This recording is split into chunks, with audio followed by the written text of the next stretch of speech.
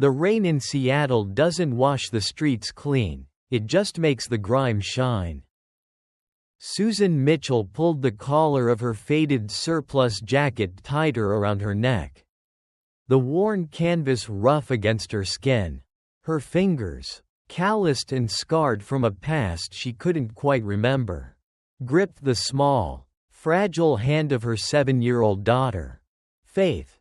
Almost home, sweetie," Susan murmured, her voice a soft hum against the steady drumming of the downpour. Faith looked up, her bright blue eyes peering out from under the oversized hood of her yellow raincoat. She clutched a threadbare stuffed rabbit to her chest, a silent, brave little soldier marching through the storm. "I'm not cold, Mommy. Just hungry. Can we have mac and cheese?" Susan smiled, a genuine, aching warmth blooming in her chest. "The one with the dinosaur shapes. I promise." Faith was her anchor, the only real, tangible thing in a life built on a foundation of fog. 2 years ago, Susan had woken up in a pristine, white VA hospital room in Washington, D.C. with a fractured skull, dog tags reading Mitchell's, and a mind swept entirely blank. The doctors told her it was a miracle she was alive. They told her she was a hero, a veteran of a classified tour in the Middle East, and that a roadside IED had stolen her memories. She remembered how to strip a Glock 19 blindfolded. She remembered how to speak fluent Pashto and Russian. But she didn't remember her own favorite color. She didn't remember her parents. But she remembered Faith. The moment the nurses had brought the blonde-haired toddler into her hospital room. An overwhelming, fierce wave of maternal love had crashed over her. That love was the only compass she had left in a world that felt fundamentally alien. They turned the corner onto Elm Street, the flickering amber glow of a broken street lamp casting long, distorted shadows against the brick walls of the alleyway. They lived in a rough neighborhood. It was all Susan could afford on her disability checks and the meager wages from her diner shifts. She kept her head down, lived quietly, and tried to ignore the constant, low-grade thrumming headache that lived at the base of her skull. Tonight, the street was too quiet. The usual symphony of distant sirens and barking dogs was completely absent. Susan's footsteps slowed. A strange prickling sensation crawled up her spine. It wasn't a conscious thought, it was a biological alarm bell ringing in her blood. "Threat. Mommy?" Faith whispered, sensing the sudden rigidity in her mother's grip. "Keep walking, baby. Eyes forward," Susan said, her voice dropping an octave, losing its maternal softness. From the shadows of the alleyway ahead, a figure stepped out, then another, and a third behind them, blocking their retreat. They weren't street thugs. Thugs wore loose clothes and moved with arrogant swagger. These men wore dark, tactical clothing, moving with terrifying, silent precision. They didn't want wallets. "Susan Mitchell," the lead man said. His voice was flat, dead, like gravel grinding against steel. Panic, raw and suffocating, seized Susan's throat. She was a mother. She was just a waitress. She pulled Faith behind her, shielding her daughter with her own body. "I don't have any money," Susan stammered, her heart hammering wildly against her ribs. "Please, just let us pass." The man tilted his head, a cruel smirk playing on his lips. "We don't want your money. Subject 4-2, we're here for the asset. And we're taking the girl to ensure your cooperation." "Taking the girl." The words hung in the freezing air. Faith let out a terrified whimper, burying her face in the back of Susan's jacket. Susan's breath hitched. Terrified tears pricked her eyes. She didn't know how to fight these men.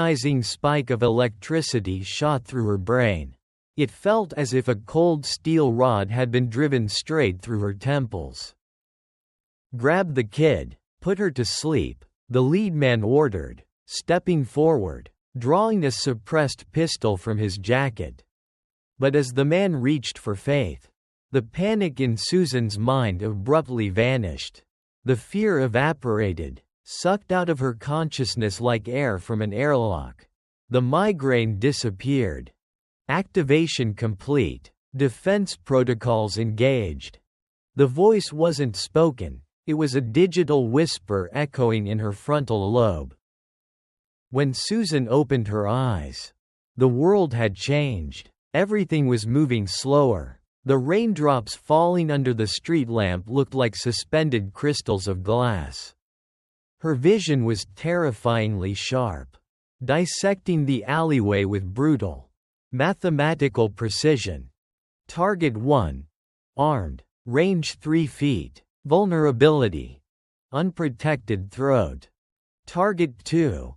Approaching left flank. Range 5 feet. Target 3. Rearguard. Range 10 feet. She wasn't Susan the waitress anymore. She wasn't the amnesiac mother. She was a weapon, and someone had just tried to touch her reason for existing.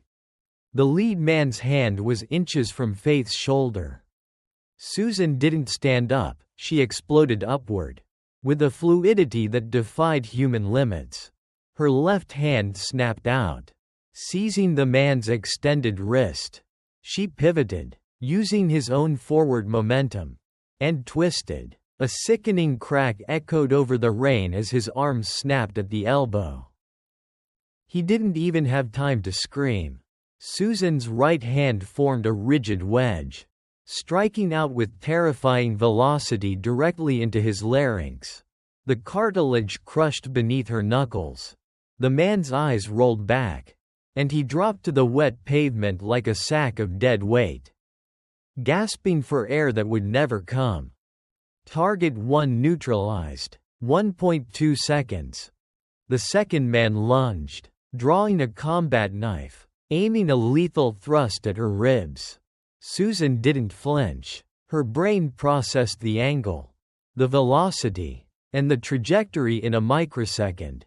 She stepped into the attack, a millimeter outside the blade's path, and drove her elbow straight into the side of the man's knee. The joint shattered with a wet crunch. As he collapsed, Susan stripped the knife from his loosening grip and drove the hilt into his temple, rendering him unconscious instantly. Target 2 neutralized. 2.5 seconds. The third man, the rear guard, finally realized this was not a simple extraction. His eyes went wide with shock. He raised his suppressed pistol, aiming center mass. Before his finger could even squeeze the trigger, Susan was already moving. She dropped low, scooping up the dropped pistol of the first attacker. She didn't aim down the sights. She didn't need to. Muscle memory and the cold, calculating entity currently driving her body did the math for her. Bang! Bang! 2 suppressed coughs. 2 perfect shots. One to the man's knee, dropping him, and the second skimming his right shoulder, disarming him violently. He hit the ground, writhing in agony, clutching his bleeding arm. Silence rushed back into the alley, save for the patter of the rain and the groans of the fallen men. Threats neutralized. Area secure. Stand down. The electronic whine in her head peaked, then abruptly died out, like a puppet whose strings had been abruptly cut. The cold calculation vanished. The adrenaline crashed. The tactical overlay in her mind dissolved into smoke. Susan dropped the gun. It clattered against the asphalt. She stumbled backward, her chest heaving, her hands shaking violently. The terror rushed back in, hitting her with the force of a freight train. She looked down at her hands, bruised, raw, and capable of inflicting unspeakable violence in the blink of an eye. "Mommy." The small, trembling voice cut through the sound of the rain. Susan spun around. Faith was huddled against the brick wall, clutching her rabbit, her eyes wide with a mixture of horror and awe, staring at the carnage her mother had just unleashed. Susan fell to her knees, oblivious to the puddles, and pulled Faith into a desperate, bone-crushing hug. She buried her face in her daughter's wet hair, sobbing uncontrollably. "I've got you," Susan choked out, rocking them both back and forth. "I've got you. You're safe." But as Susan looked over Faith's shoulder at the bleeding, broken men groaning on the pavement, a chilling realization washed over her. She had dismantled 3 highly trained operatives in less than 5 seconds without a single conscious thought. It wasn't just muscle memory. It felt like someone, or something, else had taken the wheel. She pressed her hand to the back of her neck, right where the phantom migraine always started, right where she had felt that terrifying, electric spark. "Who am I?" The thought screamed in her mind. "What am I?" The police sirens began to wail in the distance, growing louder. Susan knew they couldn't be here when the cops arrived. Whoever these men were, they were just the beginning. The shadows of her missing past had finally found her. She picked Faith up, holding her tightly against her chest, and turned away from the alley, disappearing into the cold Seattle rain. The mother was terrified, but deep within the recesses of her brain, resting dormant in a tiny piece of silicon and wire, the warrior was awake. And the warrior was ready for war.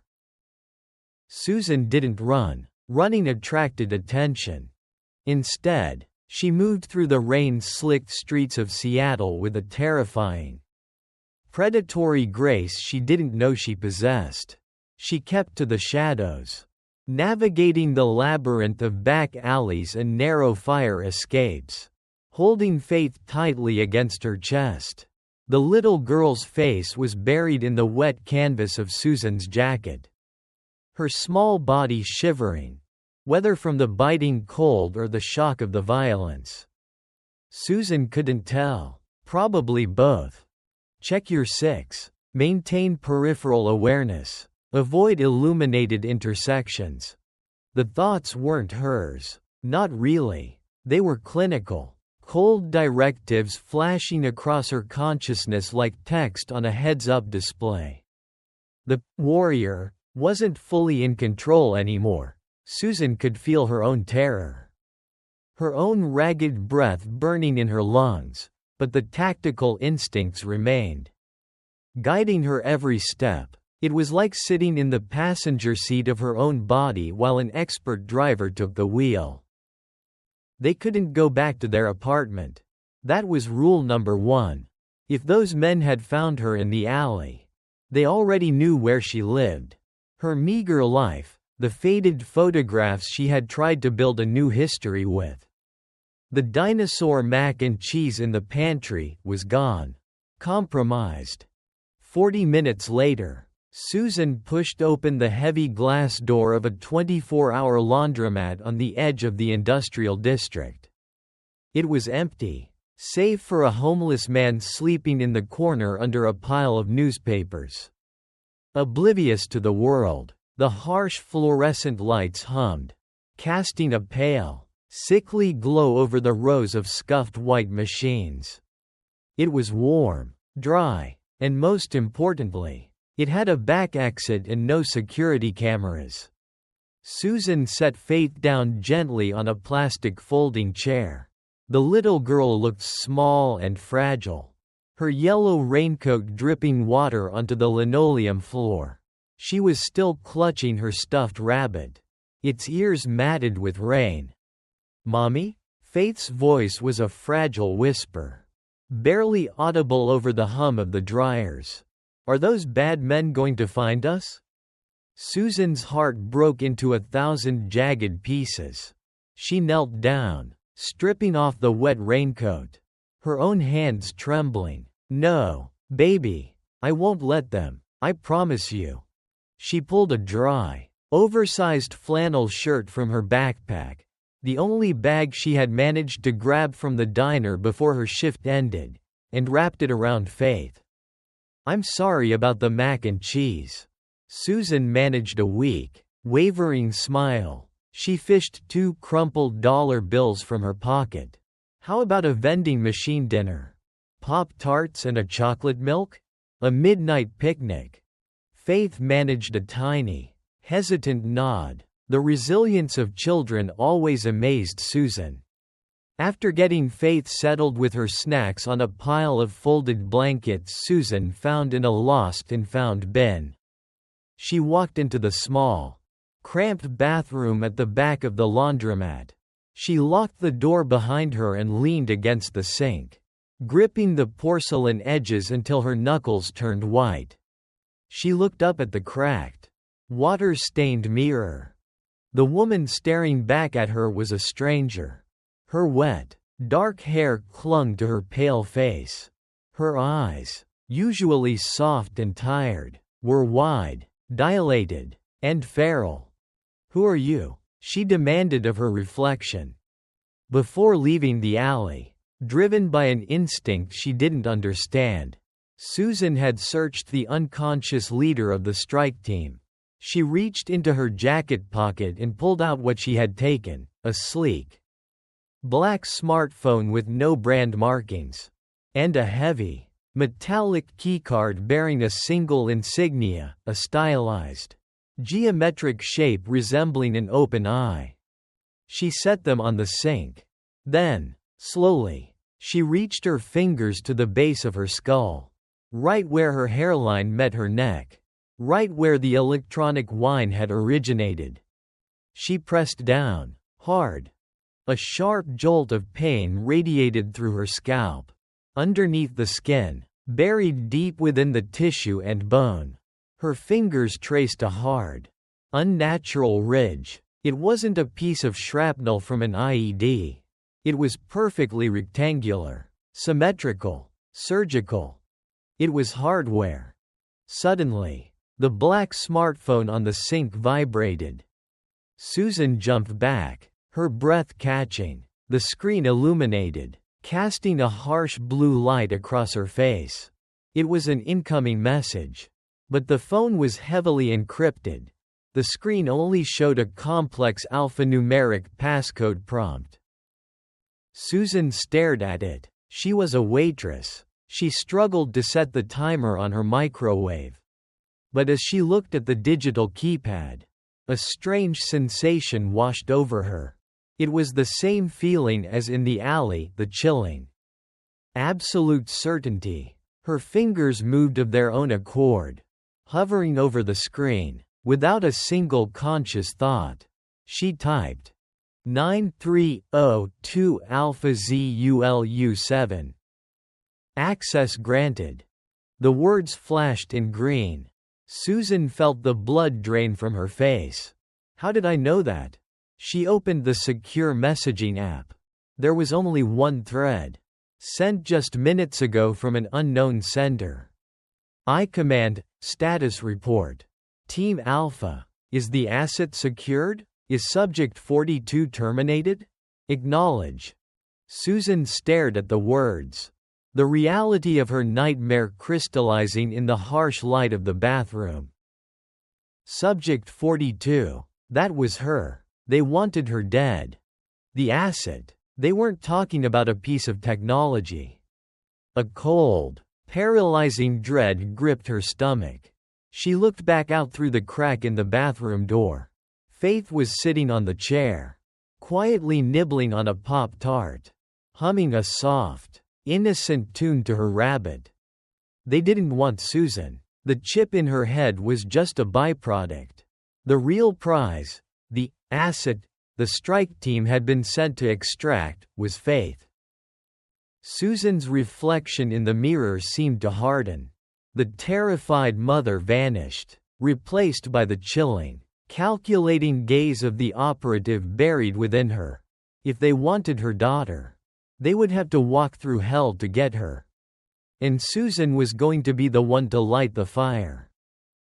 She picked up the phone, her thumbs flying across the keyboard with lethal precision, and typed her reply to the command center.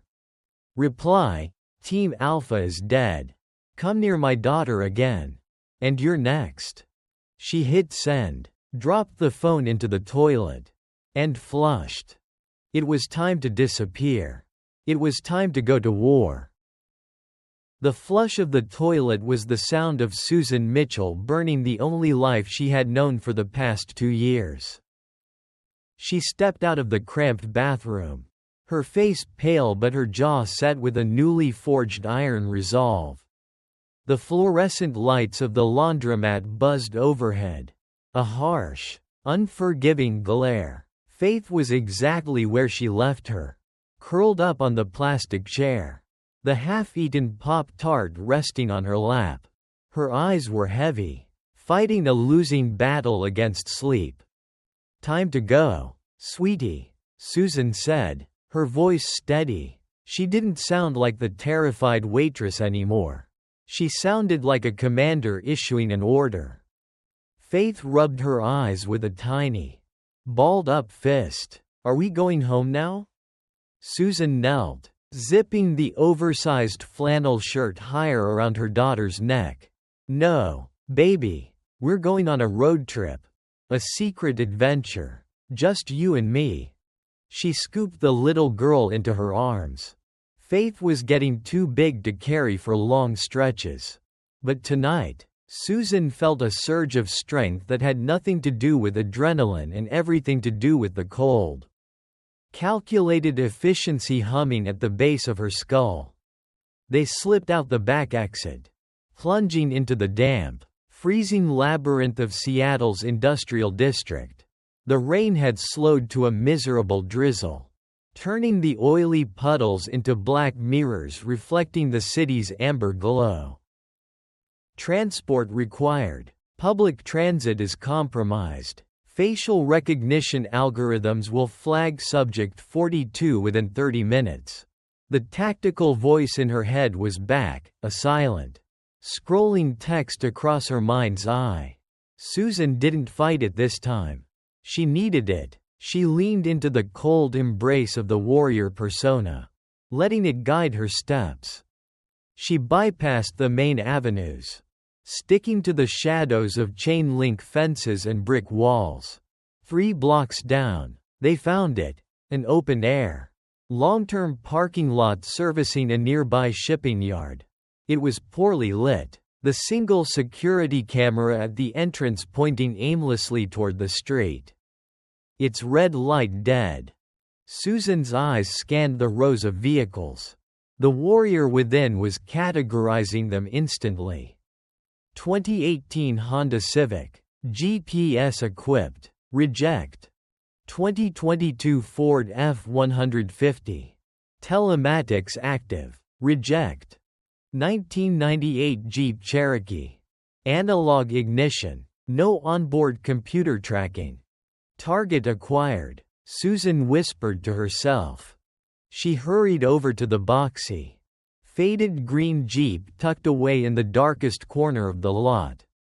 She set Faith down for just a second. Close your eyes and count to 10. Okay? Mommy's going to do a magic trick with the door. Faith covered her eyes and began to mumble numbers. Susan didn't have a coat hanger or a Slim Jim. But as she looked at the driver's side window, a memory, not a picture, but a muscle memory, flashed through her hands. She wrapped her jacket tightly around her right elbow, took a sharp breath, and struck the exact corner of the glass with pinpoint precision and maximum velocity. Crack! The tempered glass shattered inward with a muffled crunch. Not a loud shatter. She reached in, unlocked the door, and swept the glass off the leather seat in one fluid motion. 10. Faith chirped, opening her eyes. "Ta-da," Susan said, forcing a smile as she lifted Faith into the passenger seat and buckled her in. "Now, stay low, sweetie." Susan slid behind the steering wheel. She reached under the steering column. The plastic casing felt cheap and brittle. She ripped it away with a sharp yank, exposing a tangle of colored wires. To a waitress, it was a mess. To the soldier in her brain, it was a simple equation. Strip the red, cross it with the yellow. The Jeep's engine sputtered, coughed, and roared to life, a low, guttural growl that sounded like freedom.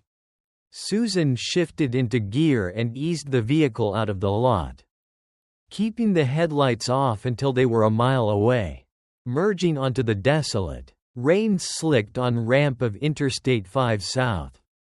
As they picked up speed, the rhythmic thrum of the tires against the asphalt acted as a lullaby. Within minutes, Faith was fast asleep, her head resting against the window. The stuffed rabbit clutched tightly in her arms.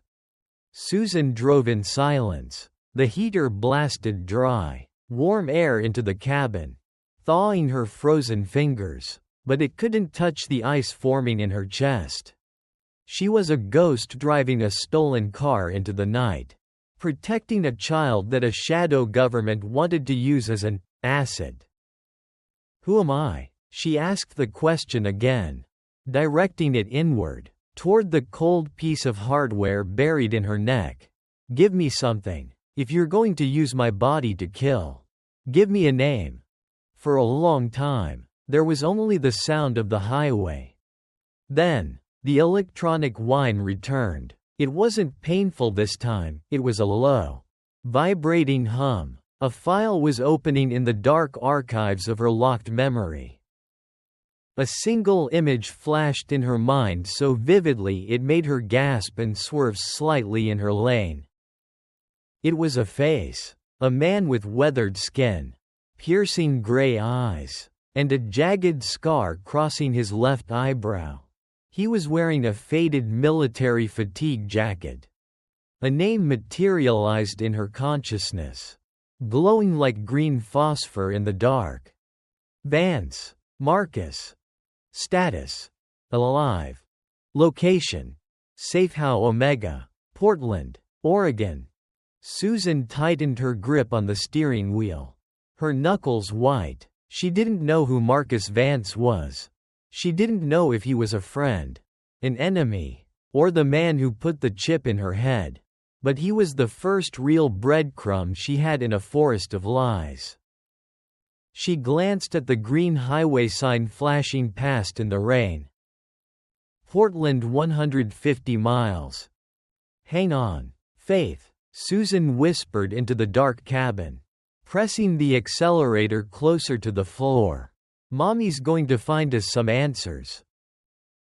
Elias Thorne did not carry an umbrella. He let the freezing Seattle rain fall onto his immaculate, custom-tailored charcoal suit as he stepped out of the black SUV. The alleyway was bathed in the harsh, strobing glare of tactical flashlights. The local police hadn't been called. The I organization had intercepted the 911 dispatch algorithms and rerouted the sector's patrol cars 10 minutes ago. This was an internal cleanup. Thorne, the director of operations for the I, walked with the terrifying calm of a man who owned the shadows. He possessed a face of sharp, aristocratic angles, his eyes the color of winter ice. He stopped next to the body of the strike team leader. The man was currently being zipped into a thick, unmarked body bag by two technicians in hazmat suits.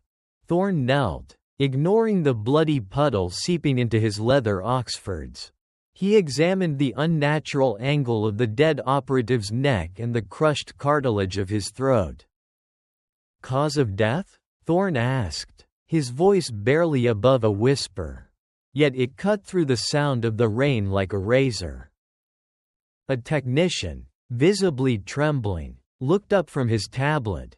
"Blunt force trauma to the larynx. Sir. Instantaneous. The other 2 operatives are in critical condition.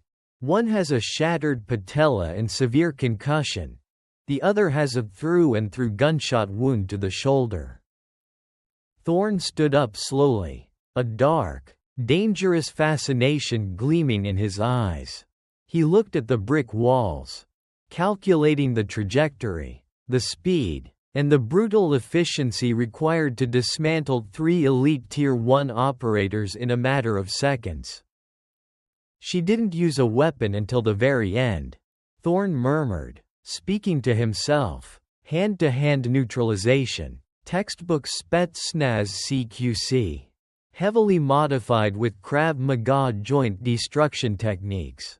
Minimal wasted motion." He pulled a silk handkerchief from his pocket and wiped a stray drop of rain from his cheek. "Sir?" the technician asked nervously.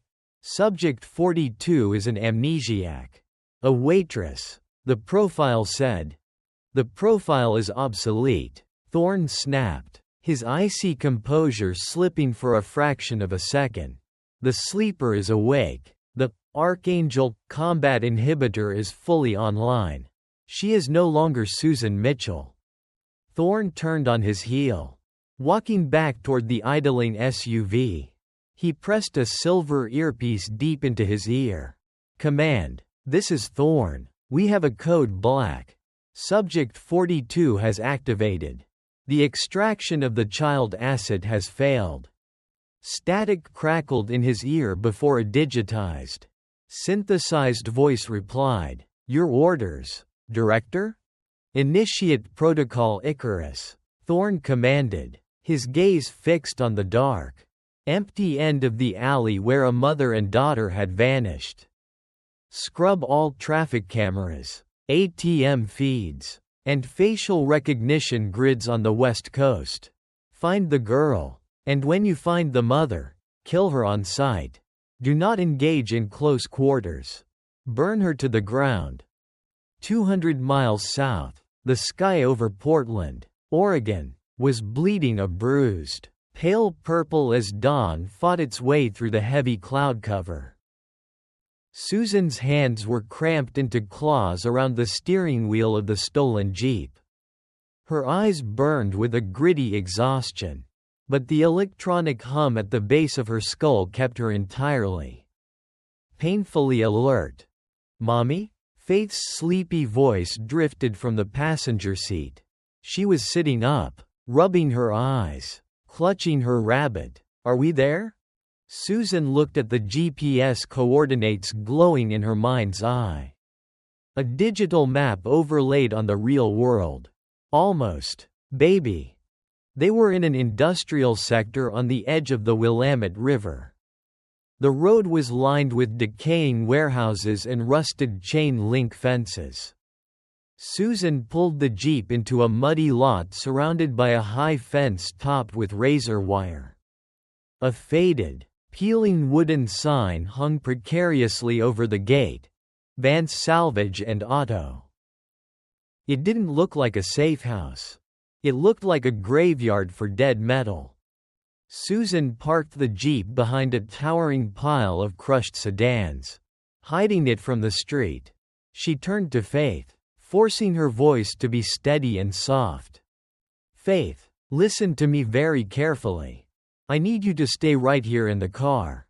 Keep the doors locked, and get down on the floor under your blanket." Faith's lower lip trembled. "Why? Are the bad men here?" "No," Susan lied smoothly. "Mommy just has to go talk to a friend. If you hear anything loud, just plug your ears and sing your favorite song. I will be right back. I promise." She kissed Faith's forehead, leaving a lingering breath against the child's warm skin. then stepped out into the freezing Portland air. The salvage yard was eerily quiet. The smell of motor oil, damp earth, and decaying rust filled her nostrils. Susan moved toward the main structure, a massive, corrugated metal garage with its rolling door pulled down, save for a 3-foot gap at the bottom. Threat scan active. 2 heat signatures detected inside. 1 canine, 1 human. Susan ducked under the metal door, stepping into the gloom of the garage. It was a chaotic mess of engine blocks, tools, and greasy workbenches. In the center of the room, an old Ford Mustang was hoisted on a hydraulic lift. Underneath it, a pair of heavy, grease-stained work boots stuck out. A massive German Shepherd lying near a toolbox lifted its head, let out a low, rumbling growl, and stood up, baring its teeth. "Easy, Brutus," a gruff voice echoed from beneath the car. The sound of a wrench clanking against metal followed. "Shop's closed. Buddy, can't you read the sign?"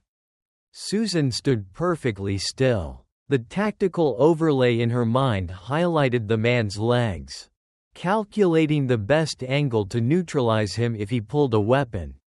She forced the warrior down, trying to find her human voice. "I'm looking for Marcus Vance," Susan said.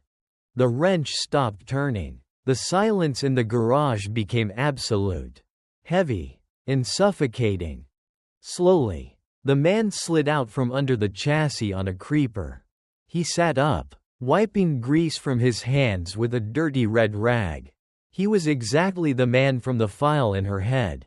Weathered skin, broad shoulders wrapped in a faded green mechanic's shirt, piercing gray eyes, and a jagged, white scar cutting across his left eyebrow. He looked at Susan. He didn't blink. He just stared, the blood slowly draining from his rough, sun-beaten face. "Who sent you?" Vance growled. His right hand casually, almost invisibly, dropped toward the small of his back, slipping under his shirt. Susan saw the micro-movement. Hostile reaching for concealed firearm. Glock 19. Estimated draw time, 0.8 seconds. "A voice in my head," Susan answered, her own voice trembling slightly. The emotional weight of the last 12 hours was threatening to crush her. "A chip in my neck. And a code name, Safehouse Omega." Marcus Vance slowly stood up. His hand moved away from his weapon, hanging limply at his side. The tough, grizzled exterior seemed to shatter right before her eyes, replaced by a look of profound, devastating shock. "Susan," he whispered. "You know me?" Susan took a desperate step forward, tears suddenly welling in her eyes. "Please, tell me who I am. Tell me why I know how to kill people." Vance shook his head slowly, his voice thick with an emotion she couldn't identify. "Grief? Guilt? Susan Mitchell is a ghost story. A cover identity," Vance said, his voice cracking. He took a step closer, looking at her as if she were a phantom that had crawled out of a grave. "My God. They told me you burned in Fallujah 6 years ago. It's really you." Echo. Echo. The name hit Susan like a physical blow to the chest. The electronic hum in her skull screamed in a sudden, violent crescendo, and for a terrifying second, the world went completely black. Echo. The name didn't just echo in the garage, it detonated inside Susan's skull. The electronic whine spiked so hard her vision fractured into a kaleidoscope of static. For a terrifying second, her knees buckled. Marcus Vance moved with a speed that belied his age, catching her by the shoulders before she hit the grease-stained concrete. His hands were rough, calloused, but remarkably gentle. "Easy, kid," he muttered, his voice thick with disbelief. "Breathe. Just breathe." Susan gasped, the cold Portland air burning her lungs. The tactical overlay in her mind was flashing red warnings: system overload. Memory fragmentation detected. She forced it down, clinging desperately to the only identity she cared about. "I'm not Echo," she choked out, pushing herself away from him, her hands trembling. "My name is Susan Mitchell. I live in Seattle. I have a daughter." Marcus froze. The lines on his weathered face deepened. "A daughter?" He looked toward the open garage door, out at the rain-swept salvage yard, his gray eyes narrowing. "Where is she?" "In the Jeep," Susan said, her maternal instincts violently overriding the combat protocols. "I need to get her inside. It's freezing." Marcus didn't argue. He walked over to a heavy steel panel on the wall and punched in a code.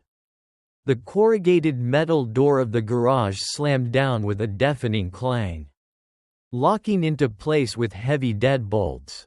He then turned to the German Shepherd. "Brutus, perimeter watch. Go." The massive dog trotted into the shadows. A silent, lethal sentinel. "Bring her in through the side door," Marcus instructed, pointing to a reinforced steel frame. "Quickly. If you're here, we are already out of time." 2 minutes later, Susan carried a shivering, half-asleep Faith into the dimly lit back office of the garage. It smelled of stale coffee and gun oil. She wrapped the little girl in a thick woolen blanket she found on a cot, sitting her down on a worn leather armchair. Faith rubbed her eyes, looking around the strange, cluttered room. "Mommy? Is this the friend?" "Yes, baby," Susan said softly, kissing her cheek. "This is Marcus." Marcus stood in the doorway, a steaming mug of black coffee in his hands. He stared at the 7-year-old girl with the blonde hair and bright blue eyes. He stared so hard, and with such a profound, haunting sadness, that Susan felt a cold spike of dread pierce her heart. He set the coffee down on a desk cluttered with circuit boards. "Susan," he said softly, using her civilian name, "step outside into the shop for a second. Let the kid rest." Susan hesitated, looking at Faith. "Threat assessment. Marcus Vance. Probability of harming the child, 0%. The chip in her head was calculating again. She nodded, leaving the office door cracked open, and followed Marcus into the main garage bay. The moment the door closed, Marcus turned to her, his face a mask of grim reality. 6 years ago, Marcus began, his voice a low gravel. A Black Hawk went down in the Sunni Triangle. I was watching the satellite feed from a bunker in Langley. The wreckage burned for 2 days. They recovered dog tags, dental records. You were on that chopper. Echo, you were dead. I don't remember any of it. Susan whispered, clutching her arms, feeling the phantom ache at the base of her skull. I woke up in a VA hospital 2 years ago. They told me I was a hero. They told me an IED took my memory. They lied, Marcus said flatly. VA hospitals don't do neuro-cybernetic grafting. The people who put that hardware in your head aren't doctors. Echo. They are the architects of the Archangel Project. Archangel? Susan asked, the word tasting like ash in her mouth. Marcus paced around the hoisted Mustang. A shadow program funded by a consortium called the Eye. The goal wasn't just to create better soldiers. It was to create perfect, controllable weapons. The chip in your head, it doesn't just store combat data. It suppresses trauma, filters emotion, and takes manual control of your central nervous system when a threat is detected. It turns you into a machine. He stopped, looking her dead in the eye. I was the lead tech engineer on the project. I designed the firewalls that keep the AI from completely erasing your humanity. When I realized what the AI was actually doing, using the chips to orchestrate assassinations on domestic soil, I blew the whistle. They tried to kill me. I've been hiding in this junkyard ever since. Susan absorbed the information. It explained the terrifying, mathematical coldness she felt in combat. It explained the lack of fear. But it didn't explain the most important thing. Why are they after me now?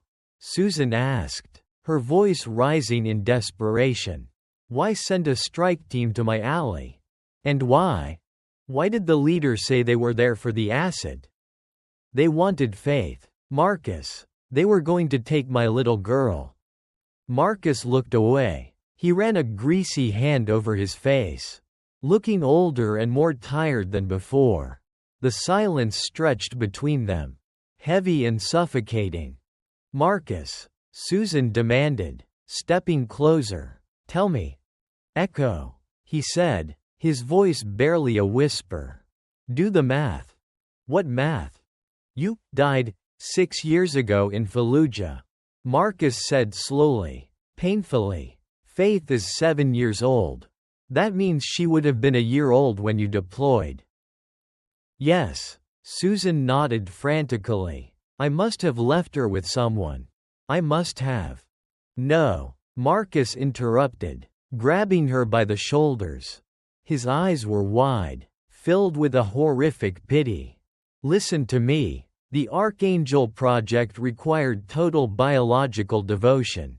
The chemical cocktails. The radiation from the neurografts. It altered your cellular structure. Echo. Every single female operative in the program was chemically sterilized before the chips were implanted. The words hung in the air. Sterilized. No. Susan breathed out, shaking her head. No, you're lying. She's my daughter. When I woke up in that hospital, I felt it. A mother knows. The love, it's the only real thing I have. The chip controls brain chemistry. Echo. Marcus pleaded, his grip tightening. It can stimulate oxytocin. It can synthesize emotional bonds to create a perfect cover story. They gave you a fake life, a fake apartment, and a fake child to keep you docile until they needed you. Stop it, Susan screamed, shoving him backward with a sudden, terrifying burst of augmented strength. Marcus stumbled, crashing into a heavy metal workbench. Susan backed away, her chest heaving, tears streaming down her face. Her reality was shattering. If I can't have children, who is she? If she's not mine, Susan choked. The combat protocols fighting a losing battle against her breaking heart. Then what is she? Marcus recovered his balance, wiping a trickle of blood from his lip. I don't know, he admitted grimly. But if the I sent a Tier 1 extraction team for a 7-year-old girl, she isn't just a prop in your cover story. She's a prototype. She might be the next generation of the project. A biological asset born with the Archangel modifications already in her DNA. Susan stared at the cracked door of the office. She could see Faith's small, yellow raincoat-draped figure sleeping peacefully on the chair. Fake memories or not, the fierce, protective fire burning in Susan's chest was real. She would burn the world down before she let them take her. Suddenly, a sharp, piercing whine erupted from a console on Marcus's desk. It wasn't the chip in Susan's head. It was a physical alarm. A red light began pulsing violently above the garage door. Brutus, the German shepherd, unleashed a ferocious, blood-curdling bark from the front of the yard. Half a second later, the dog's bark was abruptly silenced by the muffled thwip of a suppressed sniper rifle.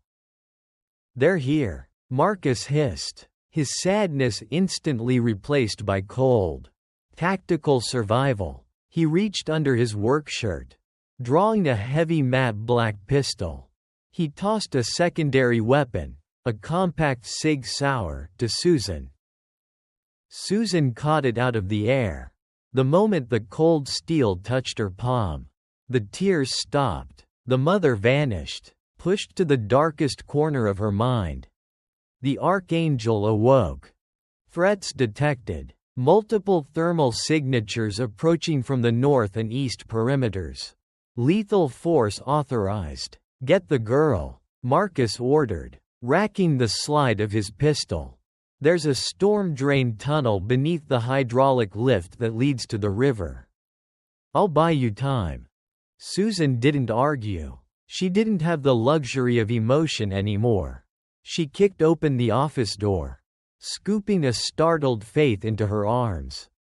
Hold on tight, sweetie, Susan said, her voice dropping into that terrifying, metallic calm. The magic trick isn't over yet.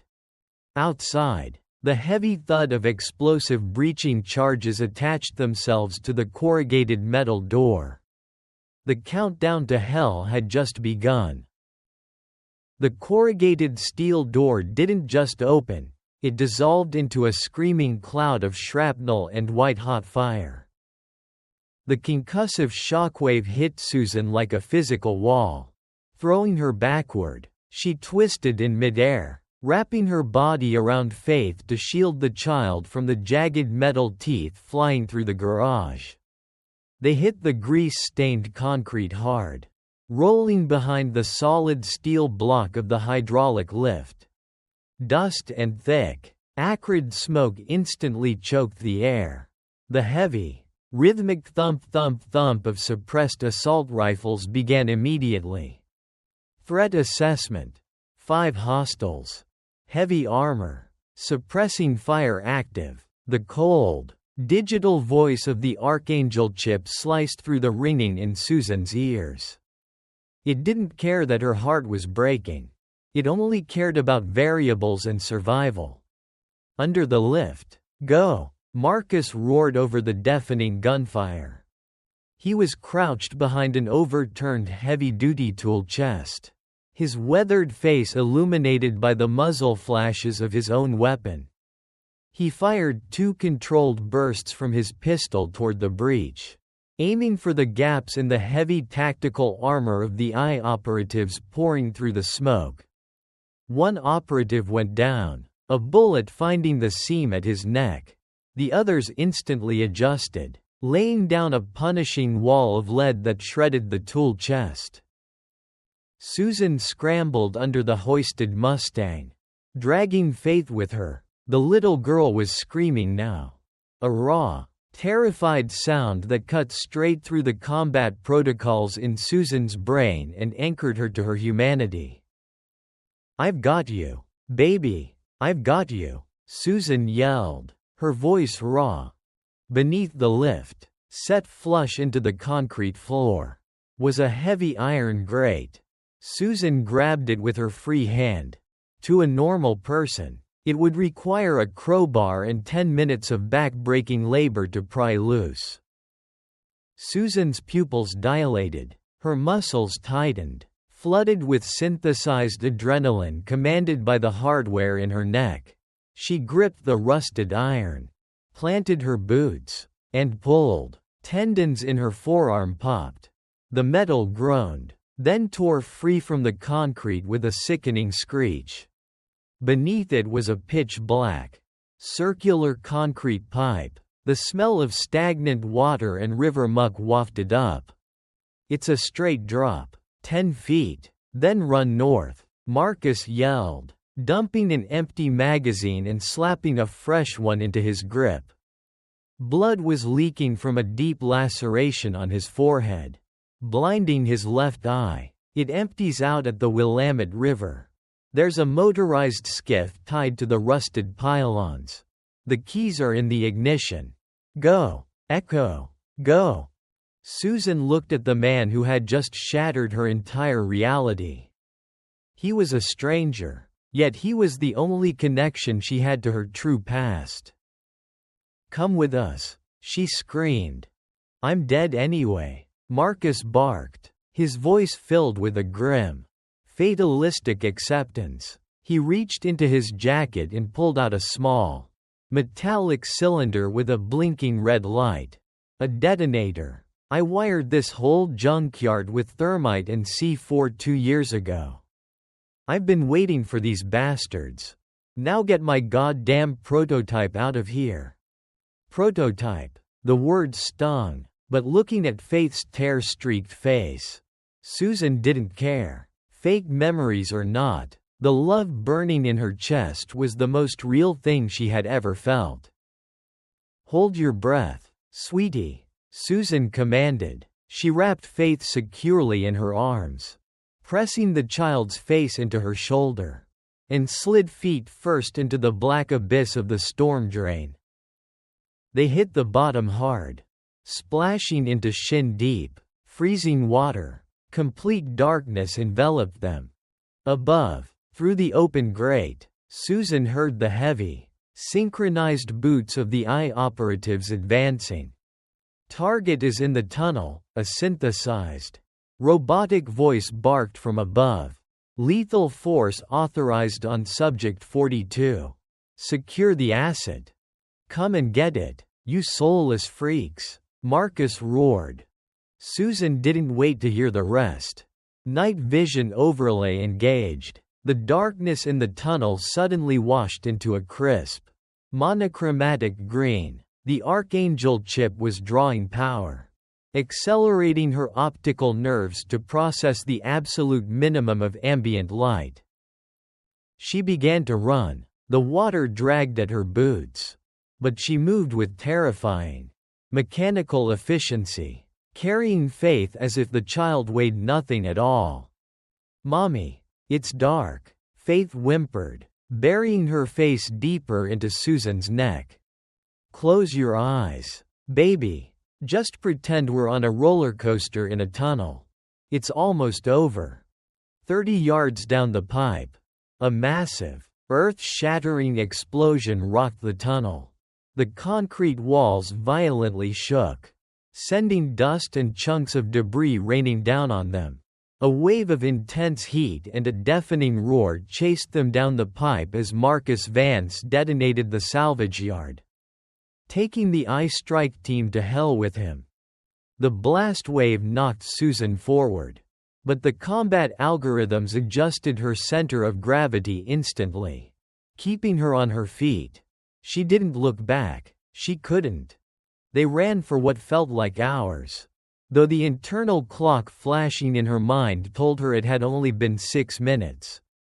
The air grew colder, smelling heavily of algae and motor oil.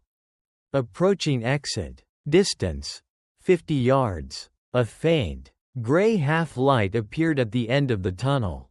Susan slowed her pace, drawing the Sig Sauer pistol Marcus had given her, keeping it raised. The noise of the rain hitting the river surface grew louder. They stepped out of the pipe onto a slippery, moss-covered concrete embankment. The Willamette River rushed aggressively in front of them, its dark waters churning under the stormy, pre-dawn sky. True to Marcus's word, tied to a rusted iron ring, a small, flat-bottomed aluminum skiff bobbed in the current.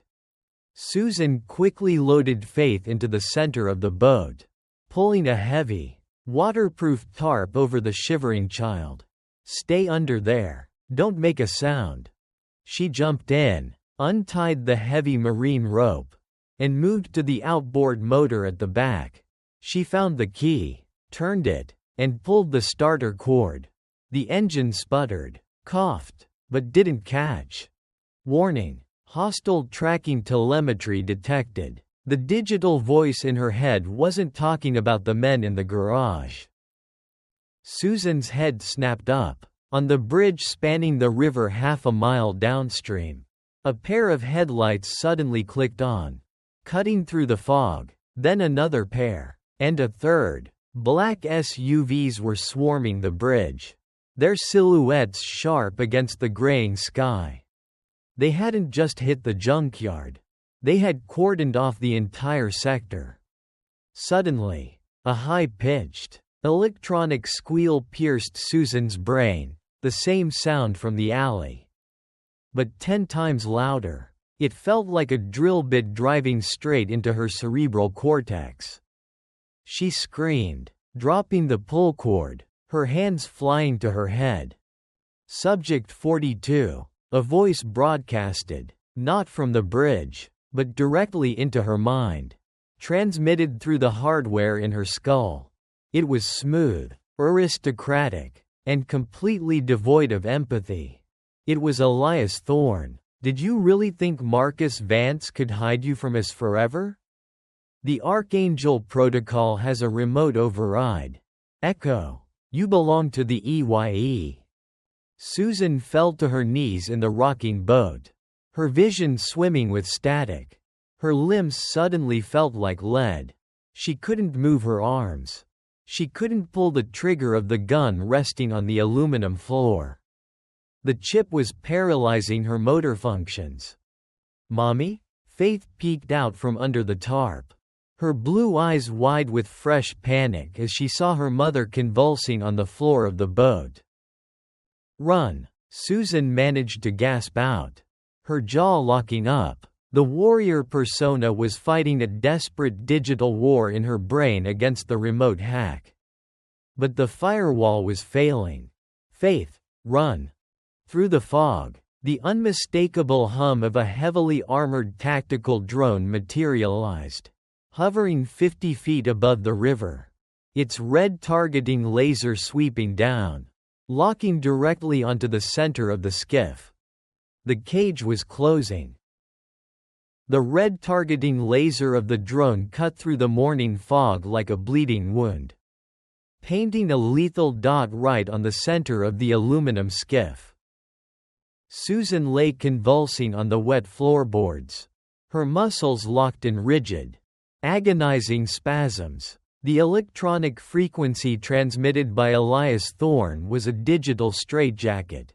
The Archangel chip was executing a hard override, systematically shutting down her motor cortex.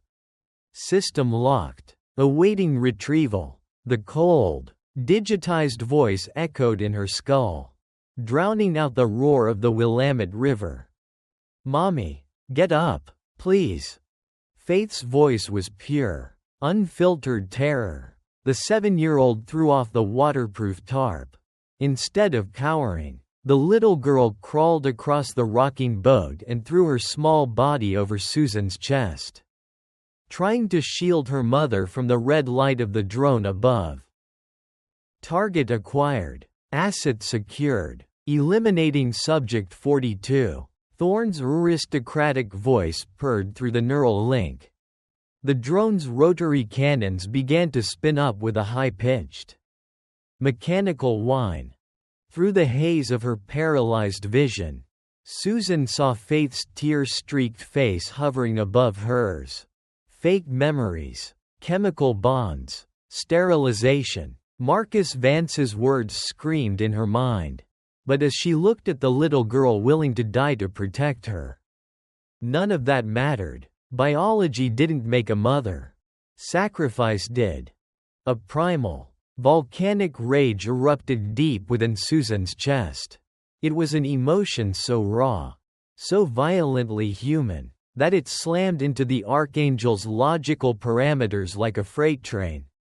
The system's firewall flickered under the massive surge of synthesized adrenaline and sheer willpower. It bought her exactly 1 second of localized motor control. Susan's right hand, rigid as a claw, shot out and grabbed the thick, black rubber wire connected to the outboard motor's spark plug. With a savage, guttural roar that tore her vocal cords, she ripped the wire free from its casing, exposing the frayed, conductive copper. She didn't hesitate. She slammed the live, wet wire directly against the base of her own neck, right over the surgical ridge of the chip. Crack! 50,000 volts of raw, ungrounded ignition electricity arced straight into her brainstem. Susan's back arched off the floorboards. The world exploded into blinding white light and a symphony of absolute agony. It felt as if a lightning bolt had been driven through her spine. But the electromagnetic shockwave did exactly what she needed it to do. It scrambled the localized receiver. The digital voice in her head cut out with a sharp screech of static. The straitjacket vanished. Susan collapsed, gasping for air, the smell of singed hair and ozone filling her nostrils. The tactical overlay in her mind rebooted instantly in safe mode, free of external interference. System reboot. Manual control restored. Threat imminent. The drone opened fire. Heavy caliber bullets shredded the water inches from the hull, tearing the surface into white foam. Susan moved with blinding speed. She shoved Faith down onto the floorboards, rolling her body over the child just as a line of bullets chewed through the aluminum side of the skiff, missing them by a fraction of an inch. She grabbed the Sig Sauer pistol she had dropped. She didn't have time to aim. The Archangel chip, now working purely for her, calculated the drone's flight path, rotor speed, and wind resistance in a microsecond. Susan rolled onto her back, thrust the pistol upward, and squeezed the trigger 3 times in rapid succession. Bang bang bang. The first 2 rounds sparked harmlessly off the drone's armored chassis. The third round, guided by terrifying mathematical precision, found the thermal exhaust port directly beneath the main rotor. The drone stuttered. A plume of black smoke erupted from its core. Its rotors seized, and with the screech of grinding metal, it plummeted out of the sky, crashing into the freezing river a dozen yards away, sinking instantly into the dark depths. Silence rushed back, save for the patter of the rain and the rushing water. Susan didn't waste a second. Her body was trembling from the electrical shock. Her neck burned like hellfire. But the warrior was fully in charge. She reconnected a spare spark plug wire from the toolkit, gripped the starter cord of the outboard motor, and pulled with all her remaining strength. The engine roared to life. A beautiful, deafening mechanical scream. Susan threw the engine into gear and pushed the throttle to the maximum. The skiff surged forward, its nose lifting out of the water, tearing down the Willamette River and vanishing into the thick, protective blanket of the morning fog before the black SUVs on the bridge could even deploy their ground teams. 10 miles downstream, under the concrete belly of an abandoned railway bridge, Susan finally cut the engine. The boat drifted into a secluded alcove hidden by overgrown weeping willows and rusted pylons. The adrenaline crash hit her hard. Susan slumped over the steering handle, her chest heaving, every muscle in her body screaming in protest. Blood was trickling from her nose, a side effect of short-circuiting a piece of military-grade hardware inside her own head. "Mommy?" Faith crawled out from under the tarp. The little girl was soaked, freezing, and trembling violently, still clutching her ruined stuffed rabbit. She reached out a small, hesitant hand and touched Susan's cheek. "You're bleeding."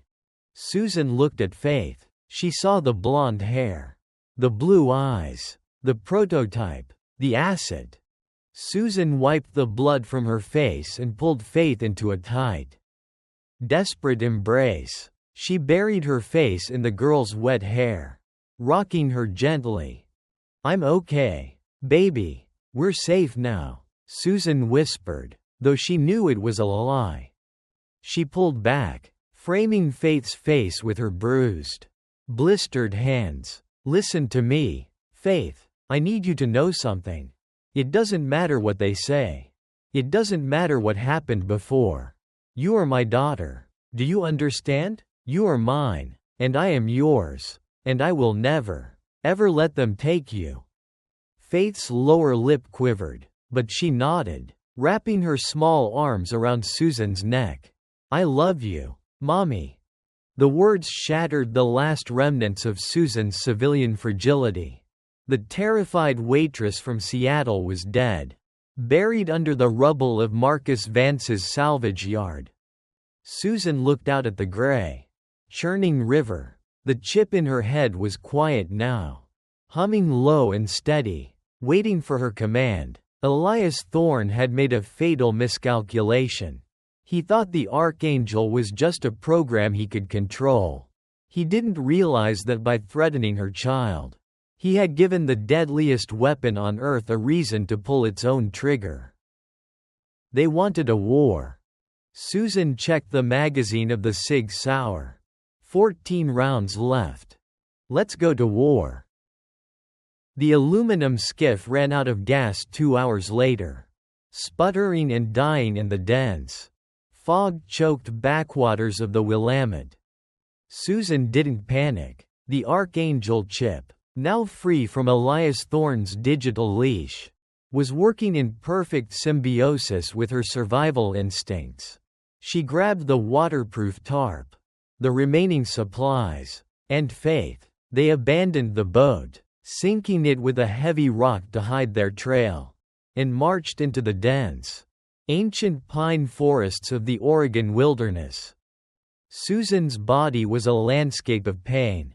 The electrical burn on her neck throbbed with a sickening, rhythmic ache. Her clothes were soaked, and the cold was seeping into her marrow. But she couldn't stop. Navigate coordinates. 45.3 degrees north, 121.8 degree W. Estimated arrival, 40 minutes. The numbers had surfaced in her mind the moment they left the river. It was an old safe house. Not Marcus Vance's, but hers, a ghost from her past life as Echo. Buried so deep that Thorne's purge hadn't erased it. Faith trudged beside her, holding Susan's hand with a grip born of pure exhaustion. The little girl hadn't complained once since the river. That terrified Susan more than the gunfire.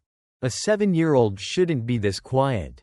A 7-year-old shouldn't know how to endure like a soldier.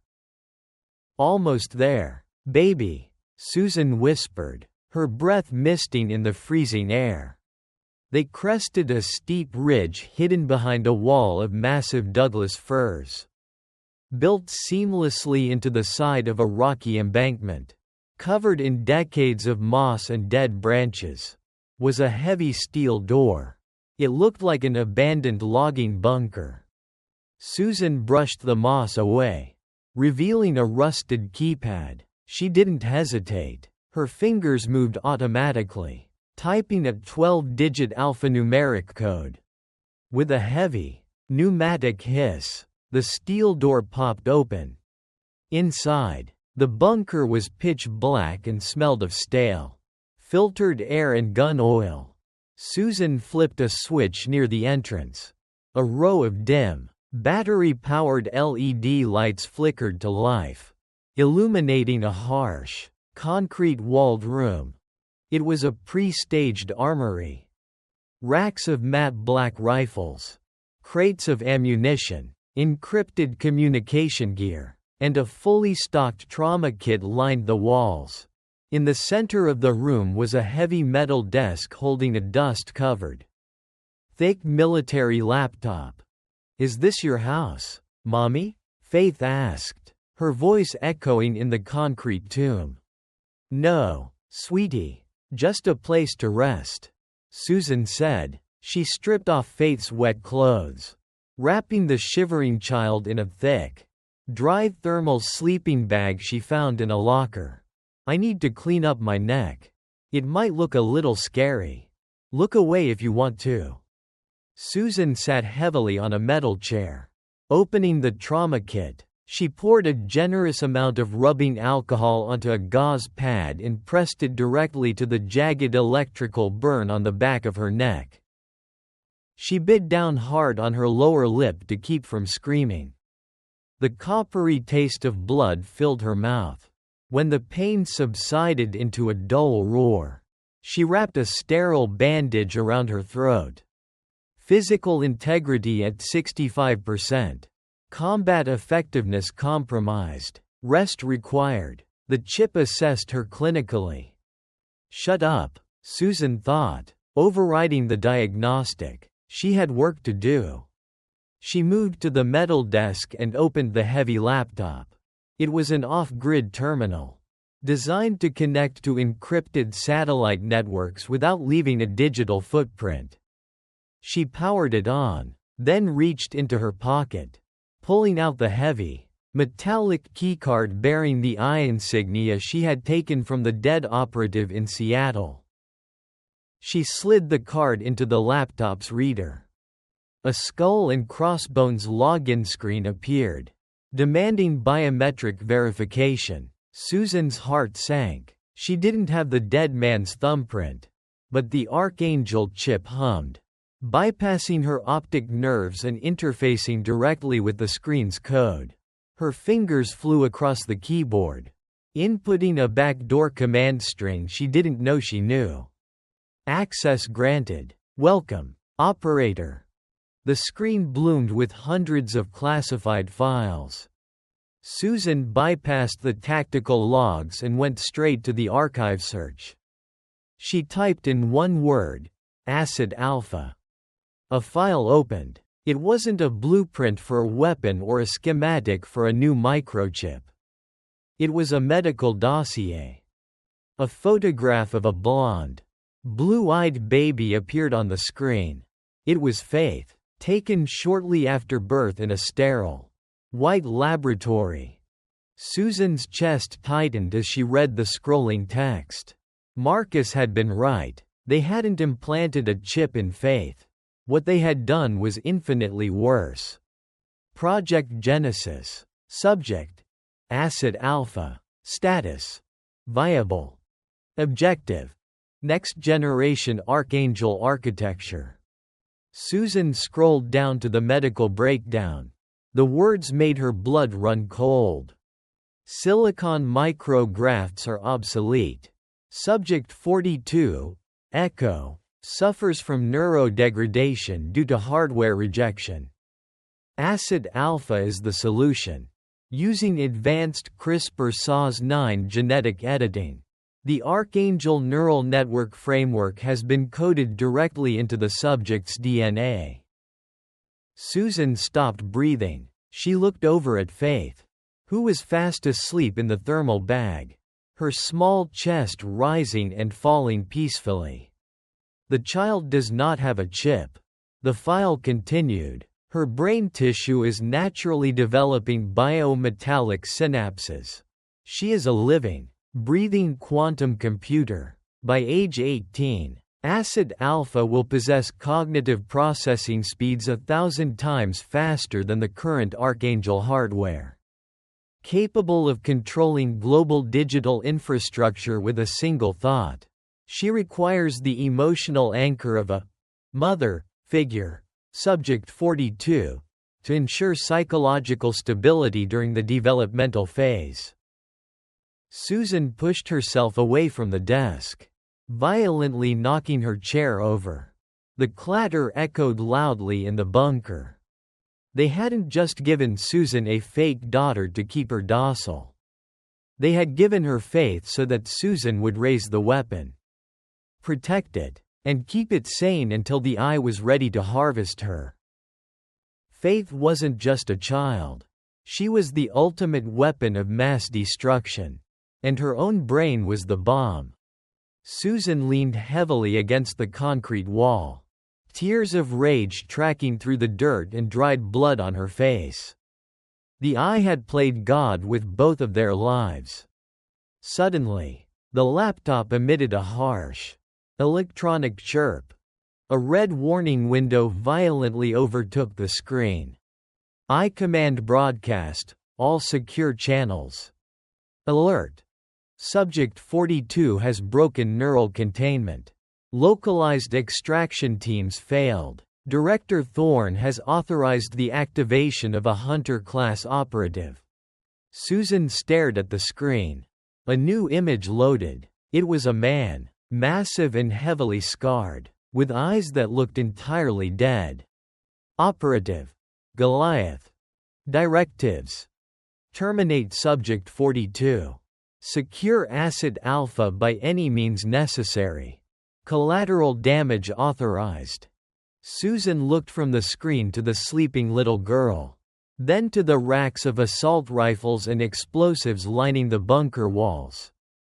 The terror was completely gone now. Replaced by an absolute, terrifying calm.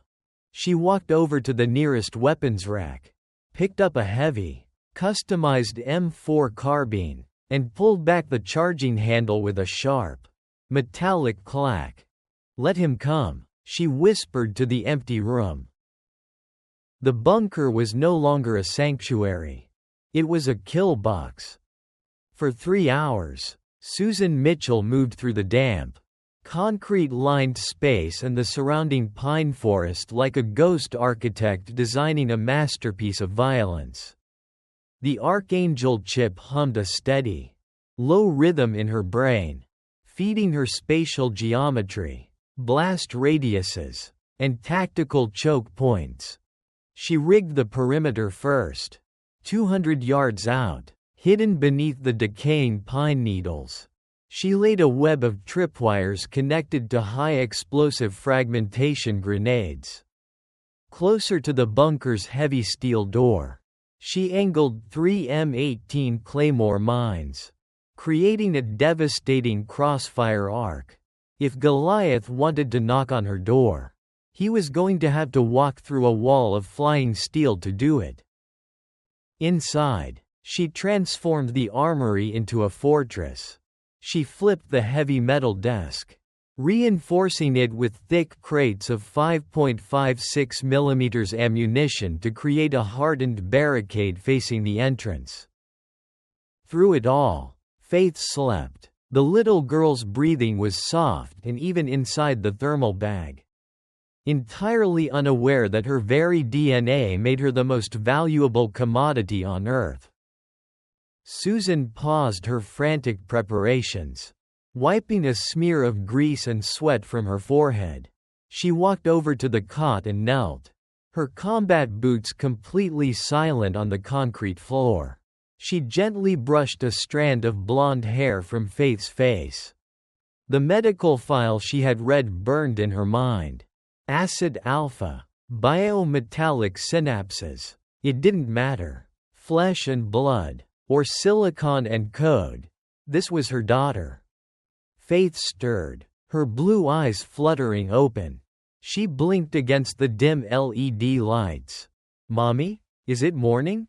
"Almost, sweetie," Susan said, her voice a calm, soothing contrast to the deadly weapons strapped to her chest. She held out a pair of heavy, black electronic ear defenders she had found in a tactical locker. "I need you to do something very important for me. We're going to play the quiet game. But a new version. The ultimate quiet game." Faith sat up, rubbing her eyes. She looked at the heavy M4 carbine slung across Susan's back. Then at the barricade. "Are the bad men coming here?" Susan didn't lie. "Not anymore. Yes, one very bad man is coming. But Mommy set some traps for him outside.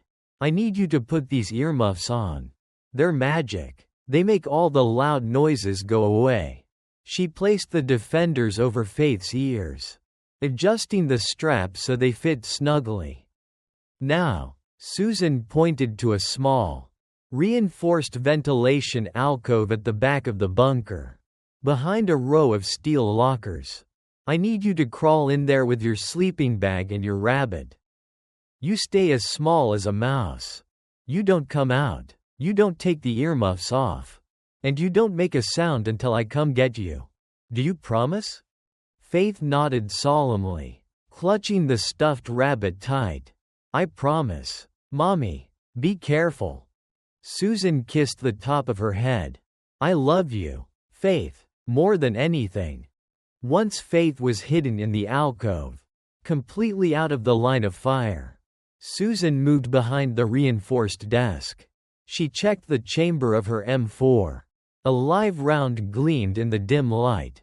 She slapped a 30-round magazine into the well, flicked the selector switch to semi-automatic, and set her secondary weapon, a massive .45 caliber 1911 pistol, on the desk beside her. Then, she waited. The silence of the Oregon wilderness was absolute.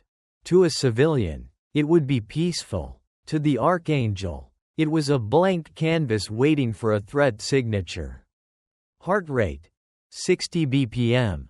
Cortisol levels optimal. Combat readiness 100%. Susan closed her eyes, extending her senses outward. 10 minutes passed, then 20. And then, the forest changed. It wasn't a sound at first, it was an absence of sound. The distant chirping of morning birds abruptly stopped. The wind seemed to hold its breath. Proximity alert. Perimeter breach detected. Northeast quadrant. Susan opened her eyes. The tactical overlay in her vision flared to life, painting a red, estimated trajectory through the digital map of the forest outside. He wasn't trying to be stealthy. He was moving with the heavy, deliberate crunch of a man who didn't care if he was heard. 3, 2, 1. Susan counted down in her head. A deafening boom echoed through the heavy steel door, shaking dust from the bunker's concrete ceiling. The first tripwire had been snapped. Fragmentation grenades detonated, tearing through the trees. Susan kept her rifle aimed at the door. "Target neutralized?" she asked the chip. "Negative. Thermal signature advancing. Pace unchanged." A cold chill ran down Susan's spine. A normal man would be shredded by that blast. Or at least severely wounded. Goliath hadn't even broken his stride. The heavy, rhythmic footsteps grew louder, crunching over the frozen mud and shattered pine branches outside. He was directly in front of the bunker now. He was standing in the kill zone of the claymores. Susan reached down and grabbed the wired detonator clacker. "Welcome to Oregon," she whispered, and squeezed the trigger. The world outside erupted. 3 M18 claymores detonated simultaneously, sending over 2,000 steel ball bearings ripping through the air at supersonic speeds. The concussive waves slammed against the bunker door, rattling the hinges. It was enough explosive force to turn a lightly armored vehicle into Swiss cheese. "Threat neutralized?" Susan demanded, her finger tight on the trigger of her M4. For 5 agonizing seconds, there was only the sound of falling debris and ringing in her ears. Then, a massive, gloved fist slammed into the center of the bunker's steel door. The metal buckled inward with a horrific screech. Susan's breath caught. Impossible. Another blow. The heavy deadbolts, designed to withstand a bear attack, groaned and snapped like dried twigs. The reinforced hinges tore free from the concrete frame. With a final, devastating kick, the 2-ton steel door was ripped from its mooring and thrown into the armory, crashing violently against the weapons racks. Through the settling dust and gray morning light, Goliath stepped into the bunker. He was a monster of modern warfare. Over 6.5 feet tall. He was clad in heavily modified, matte black ballistic armor that looked like it belonged on a tank. Not a human. His helmet was a featureless, armored dome with a single, glowing red optic slit in the center. The steel ball bearings from the claymores were embedded in his chest plates. completely failing to penetrate. He didn't carry a standard assault rifle. In his massive hands, he held a rotary, multi-barrel microgun, a weapon usually mounted on helicopters. The red optic slit locked onto Susan's position behind the desk. Subject 42. A voice synthesized through his helmet boomed, vibrating the very air in the room. It was deep, metallic, and utterly devoid of humanity. Return Acid Alpha. Your termination will be swift. Susan didn't waste breath on a reply. She raised the M4, aimed straight for the glowing red slit on his faceplate, and pulled the trigger. Let's see if you bleed, the Archangel whispered. Crack. The 5.56 mm round left the barrel of Susan's M4 at over 3,000 feet per second. It struck the exact dead center of Goliath's glowing red optic slit. A normal man's head would have snapped back, his skull hollowed out. Goliath didn't even flinch. The armor-piercing round hit the reinforced ballistic glass, spider-webbing the surface with a sharp tink, and ricocheted harmlessly into the concrete ceiling. Target heavily armored, small arms ineffective. Evade. The Archangel chip didn't panic, it just stated the cold, hard facts. Goliath raised the 6-barrel microgun. The mechanical whine of the electric motor spinning the barrels sounded like a jet engine preparing for takeoff. Susan didn't wait for the fire. She dove sideways, abandoning the barricade just as a relentless torrent of heavy-caliber lead erupted from the behemoth's hands. The sound was a continuous, deafening roar that shook the very foundation of the bunker. The ammunition crates and the heavy metal desk Susan had been hiding behind simply ceased to exist. They were shredded into confetti, pulverized into a cloud of splinters, sparks, and localized shrapnel. The concrete wall behind the barricade was chewed down to its steel rebar skeleton in seconds. Susan hit the cold floor, rolling violently behind a thick concrete support pillar in the center of the armory. Dust and smoke instantly choked the air, reducing visibility to near zero. Auditory sensors overloaded, rerouting power to thermal processing. The chip whispered. Her vision shifted, cutting through the gray smoke to reveal Goliath's massive, bright orange heat signature slowly advancing into the room. He stopped firing. The barrels of his microgun glowed white-hot in the gloom. Subject 42. Goliath's synthesized voice boomed, completely unfazed by the destruction. Surrender the child. It is inevitable. Susan pressed her back against the pillar, her chest heaving. Blood trickled down her chin where a piece of flying concrete had grazed her cheek. She glanced toward the reinforced ventilation alcove at the back of the room. Faith was in there, hands clamped over the magic earmuffs, trusting her mother to make the monsters go away. Inevitable, Susan thought. We'll see about that. She dropped the useless M4 carbine. It clattered silently against the debris. She unholstered the massive .45 caliber 1911 pistol. But she knew bullets wouldn't win this fight. She needed a bigger hammer. Her thermal vision scanned the surviving weapons racks across the narrow aisle. Acquisition locked. Sitting on the bottom shelf of a locker was a heavy canvas pouch holding 3 M14 thermite grenades, devices designed to melt through engine blocks. Distance: 12 feet. Hostile rotation speed: 1.4 seconds. Window of opportunity: 0.8 seconds.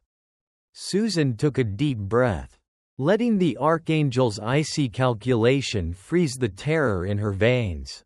She pulled a standard M84 flashbang grenade from her tactical vest. pulled the pin, and tossed it blindly around the pillar, banking it off the far wall so it landed right at Goliath's massive, armored boots. 1, 2, bang! The flashbang detonated with a blinding 3 million candle power flash and an ear-splitting 170 decibel boom. Even through his heavily filtered helmet, Goliath's optic sensors were instantly overwhelmed. Whiting out his vision, he let out a low, digitized grunt, taking half a step back, the microgun spinning up blindly. That was all the time Susan needed. She exploded from behind the pillar, sliding on her knees across the debris-covered floor, slipping under the wild, sweeping arc of his gunfire. She reached the locker, her fingers wrapping around the canvas pouch of thermite. Goliath's optical filters cleared faster than a human's ever could. He pivoted with terrifying speed, the microgun tracking down toward her sliding form. Susan didn't try to run away. She launched herself forward, diving directly into his guard, inside the long reach of the weapon's barrels. She slammed into his chest plate.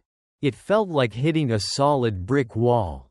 The impact knocked the wind out of her, but her right hand was already moving.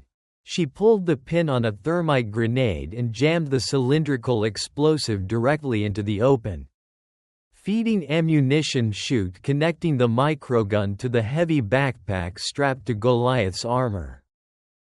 "Choke on this," Susan hissed. She kicked off his knee, throwing herself backward just as Goliath realized what was in his feed chute. He tried to rip the weapon away, but he was a fraction of a second too late. The thermite ignited. It didn't explode, it burned. 4,000 degrees Fahrenheit of liquid white fire erupted from the grenade, instantly melting the hardened steel links of the ammunition belt and turning the microgun's internal receiver into molten slag. The heat was so intense it cooked off the remaining rounds in the chamber, causing the weapon to catastrophically misfire and jam. Goliath dropped the ruined, burning hunk of metal with a roar of mechanical fury. But Susan wasn't done. She hit the ground, rolled, and came up in a crouch. The .45 caliber 1911 raised. She didn't aim for the armored chest or the reinforced helmet. The chip had found the only weak point. Target acquired. Articulation joint. Left axillary seal. Goliath raised his massive right arm to backhand her into oblivion, exposing the flexible, unarmored rubber seal under his left armpit, the joint that allowed his armor to move. Susan squeezed the trigger. Bam! Bam! Bam! 3 hollow-point rounds tore through the rubber seal, burying themselves deep into the meat and bone of his shoulder. Black blood, thick and oily, sprayed across the concrete. Goliath staggered backward, a genuinely human groan escaping the vocal synthesizers of his helmet. His left arm dropped, rendered completely useless.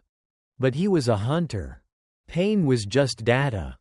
With blinding speed, his right hand shot out, grabbing Susan by the throat before she could fire again. He lifted her entirely off the ground, his armored fingers crushing her windpipe. Susan choked, kicking wildly, her boots sparking against his chest armor. The 1911 fell from her numb fingers. "You're obsolete, Subject 42, Goliath rumbled, squeezing harder. The edges of Susan's vision began to darken. The digital warnings in her head screamed, oxygen deprivation. Critical failure imminent. Through the fading gray of her consciousness, she looked over Goliath's massive shoulder. Directly behind him, stacked against the far wall, were the remaining crates of C4 high explosives she had used to rig the outside perimeter. Calculated risk, the Archangel whispered, Its final, desperate strategy. Susan stopped kicking. She forced her right hand, trembling and weak, down to her tactical belt. She wrapped her fingers around the backup weapon she had forgotten about, a simple, razor-sharp combat knife. She didn't try to stab Goliath. She couldn't penetrate his armor anyway. Instead, with the last ounce of strength she possessed, she swung the blade upward, driving the steel tip directly into the exposed, sparking battery pack mounted on the side of his helmet, the power source for his optical display. The battery ruptured with a shower of blue sparks. Goliath's red optic slit flickered and died, plunging the giant into absolute, terrifying blindness. Startled, his grip loosened for a fraction of a second. Susan dropped to the floor, gasping for air, her throat bruised and burning. She didn't hesitate. She grabbed the fallen 1911 from the floor, rolled onto her back, and aimed straight at the crates of C4 stacked 20 feet behind the blind. Thrashing Goliath. Checkmate, she rasped. She pulled the trigger. The bullet struck the blasting cap she had left resting on top of the crates. The explosion was apocalyptic. A shockwave of pure, devastating kinetic energy ripped through the confined space. The blast picked Goliath's 2-ton armored body up like a child's toy and hurled him forward, slamming him face first into the concrete floor with bone-shattering force. A massive section of the bunker's ceiling caved in, burying the hunter under tons of rock, dirt, and twisted steel rebar. Susan was thrown violently backward against the wall by the concussive force. The breath knocked completely out of her lungs. Her ears were bleeding, and the world spun in a sickening vortex of dust and pain. Threat neutralized. Structural integrity failing. Evacuate immediately. Susan forced herself onto her hands and knees. Every muscle screamed, but the mother's instinct roared louder. She crawled through the choking dust toward the ventilation alcove. The steel door had been warped by the blast, but it held. She pried it open with bloody fingers. Inside, Faith was curled into a tight ball. Her eyes squeezed shut. Still wearing the earmuffs, she was unharmed. Susan pulled the earmuffs off. "Faith," she choked out, her voice barely a whisper. "We have to go. Now." Faith opened her eyes, seeing her mother covered in blood and dust. She didn't cry. The little girl simply nodded, grabbing Susan's hand. They scrambled out of the ruined bunker through the emergency ventilation shaft just as the rest of the ceiling collapsed, burying the kill box and the monster inside it forever. They emerged into the freezing, gray daylight of the Oregon forest. The rain had started again, washing the blood from Susan's face. She looked down at Faith. They had survived, but Susan knew the truth. Goliath was just one hunter. The eye would send more. They would never stop hunting the acid. Running and hiding would only delay the inevitable. Susan Mitchell squeezed her daughter's hand. The terrified waitress was dead. The running mother was gone. Echo was back, and she knew exactly what she had to do. "We're not hiding anymore, Faith," Susan said, her voice turning hard, cold, and utterly lethal. She looked out over the horizon, her mind locking onto the digital signatures hidden deep within the Archangel's memory banks. "We're going to find the people who did this to us. And we're going to burn them all to the ground." The motel room in San Jose smelled of bleach, stale cigarette smoke, and cheap coffee. It was the perfect place to disappear. Susan stood in front of the cracked bathroom mirror, holding a pair of rusted convenience store scissors. The woman staring back at her was a ghost. Her face was hollowed out by exhaustion. Her neck still wrapped in a crude, white bandage covering the electrical burn. Identity compromise detected. Visual alteration required. The Archangel chip whispered. Susan didn't hesitate. She grabbed a fistful of her long, dark brown hair, the hair that Faith loved to braid, and squeezed the scissors shut. The heavy locks fell silently into the porcelain sink. She sheared it close to the scalp, leaving a harsh, tactical crop. Next came the cheap box of pitch-black hair dye. As she washed the toxic-smelling foam from her head, Susan Mitchell, the quiet waitress from Seattle, washed down the drain with it. The woman who dried her face with the scratchy motel towel was someone else entirely. Her eyes were hard, flat, and completely devoid of mercy. Echo was ready for work. She stepped out of the bathroom. Faith was sitting cross-legged on the sagging mattress, wearing a new, oversized gray hoodie Susan had bought with stolen cash. The little girl was holding a broken digital alarm clock they had found in the motel room's trash can. Susan paused, her breath catching in her throat. Faith wasn't just looking at the clock. She had popped the plastic casing open with a plastic spoon. Her tiny fingers were tracing the intricate green lines of the exposed circuit board. "Faith, what are you doing, sweetie?" Susan asked softly, stepping closer. It was sad. "Mommy, it forgot how to count," Faith murmured, not looking up. She pressed her thumb against a tiny, black microchip on the board. For a fraction of a second, the LED screen of the broken clock flickered to life. The red numbers didn't show the time. They flashed a rapid, scrolling sequence of alphanumeric codes, complex mathematical algorithms that Susan recognized from the Archangel's own internal diagnostics.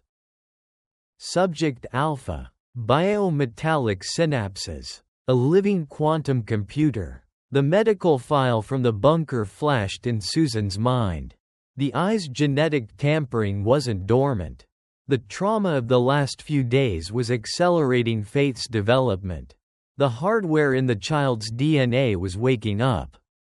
"Faith, look at me," Susan said, her voice trembling slightly. She gently took the clock from the girl's hands. The screen instantly went dead again.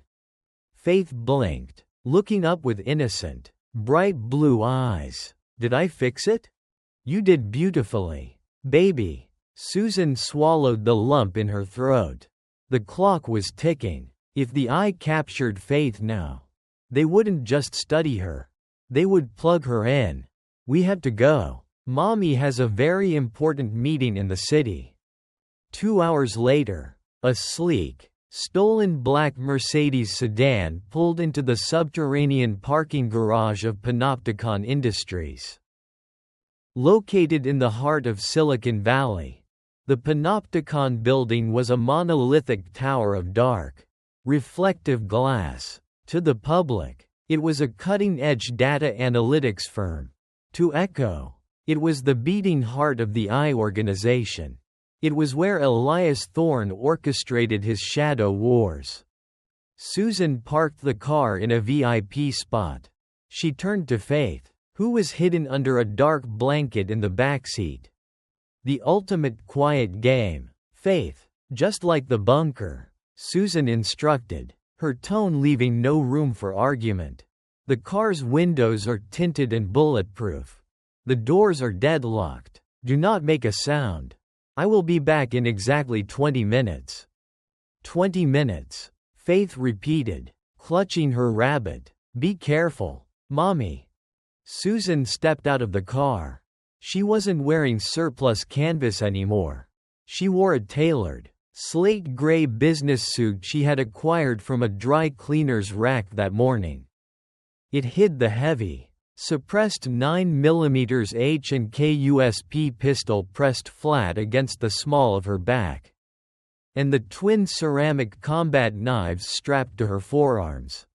She walked toward the private executive elevators. Initiating electronic handshake. Spoofing RFID credentials. The Archangel chip hummed. Susan didn't have a badge.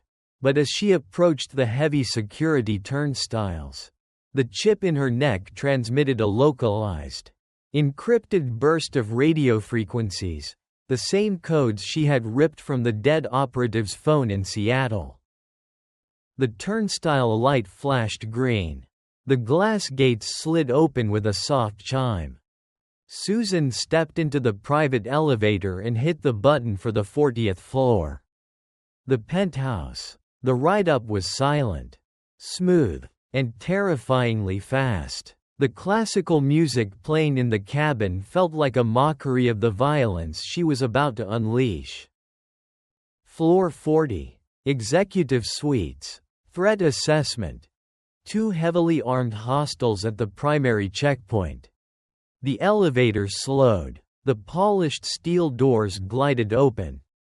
2 men in immaculate black suits stood in the marble foyer, their hands resting casually over their jackets.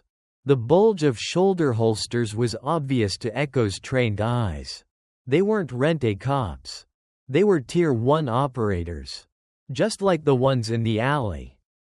"Hold it right there," the guard on the left commanded, stepping forward, his hand slipping inside his jacket. "This floor is restricted. Let me see your—" He never finished the sentence. Echo moved with the fluid, devastating grace of a striking viper. She didn't draw her gun, it was too loud. Instead, a ceramic blade slipped from her sleeve into her right hand. In one continuous motion, she closed the distance, grabbed the speaking guard's tie, pulled him forward off balance, and drove the hilt of the knife violently into his solar plexus, completely collapsing his diaphragm. As he folded in agony, she pivoted, using his falling body as a shield. The second guard drew his weapon, a silenced Glock, but Echo was already airborne. She launched a devastating roundhouse kick, her steel-toed pump connecting squarely with his jaw. The sickening crack of bone echoed in the foyer. The man was unconscious before he hit the marble floor. Echo neutralized the first, gasping guard with a brutal, precise strike to the carotid artery, plunging him into a deep sleep.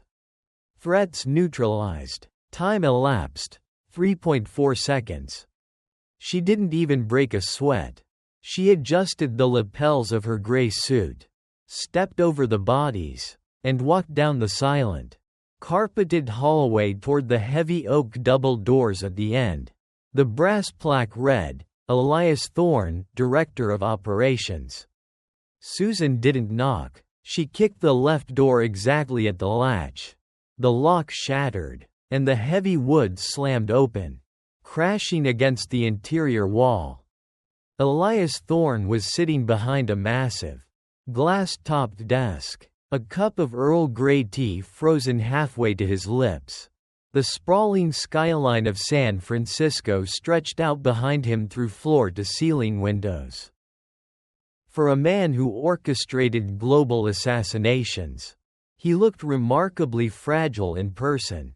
His ice-cold eyes widened in genuine, unfiltered shock as he stared at the woman standing in his doorway. Susan slowly drew the suppressed H&K USP from behind her back. She aimed it squarely at the center of his forehead. "Hello, Elias," Susan said. Her voice was a dead, flat whisper that carried the weight of a graveyard. "You wanted the asset, but you forgot one fundamental rule of nature." Thorne slowly lowered his teacup, his aristocratic composure cracking as he looked down the barrel of the gun. "And what rule is that, Echo?" Susan cocked the hammer of the pistol. The metallic click was the loudest sound in the room. You never stand between a mother bear and her cub. The silence in the penthouse office was heavier than the damp earth of Marcus Vance's grave. Susan's finger rested lightly on the trigger of the suppressed H&K USP. The cold steel barrel was aimed perfectly at the bridge of Elias Thorne's nose. A mere 3 pounds of pressure separated the director of operations from oblivion. Thorne didn't beg. He didn't sweat. After the initial shock subsided, a chilling, aristocratic calm washed over his sharp features. He slowly set his antique teacup down on a porcelain saucer. It made a soft, delicate clink. "A mother bear," Thorne repeated, his voice smooth and condescending. "How terribly poetic." "Echo. But you are entirely missing the point. Bears operate on instinct. You operate on my code." "Shut up," Susan ordered, her voice like crushed ice. "Access your terminal. Transfer all Project Genesis data onto a hard drive. Then initiate a total server wipe. If you hesitate, I will paint this beautiful glass window with the back of your skull." Thorne leaned back in his leather executive chair, completely ignoring the gun in his face. He adjusted the cuffs of his bespoke suit. "You walked through my biometric scanners. You neutralized 2 Tier 1 operators in under 4 seconds. Textbook Archangel efficiency. I must admit, I am profoundly proud of my work. But did you honestly think I didn't know you were in the elevator?" Susan's eyes narrowed. Threat analysis updating. Probability of ambush. 98%. Thorne tapped a single, polished fingernail against the sleek glass surface of his desk. Instantly, the massive mahogany wall behind him slid apart, revealing a bank of high-definition security monitors. They weren't showing the penthouse. They were showing level B4, the subterranean parking garage. Susan's heart stopped. On the center screen, glowing under the harsh fluorescent lights, was the black Mercedes sedan she had stolen.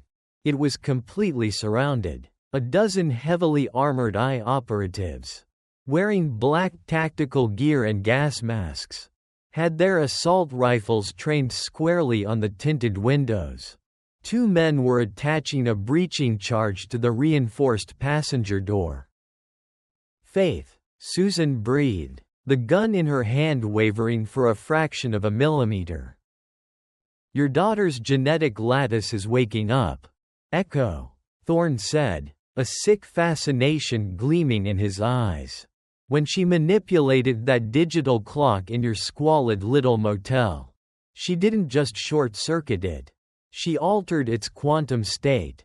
Our satellite grid picked up the anomaly instantly. We tracked you the whole way here. I let you come up to this office." Thorne slowly raised his left hand, pulling back his sleeve to reveal a sleek, black titanium watch secured tightly to his wrist. A small green light pulsed in rhythm with his heartbeat. "This is a biometric dead man switch," Thorne explained calmly. "It is wirelessly linked to the strike team commander in the garage. If my heart stops, or if this watch is removed, the signal drops. If the signal drops, my men will detonate the breaching charges and flood that vehicle with concentrated fentanyl gas. The child will be rendered comatose. And you will have failed."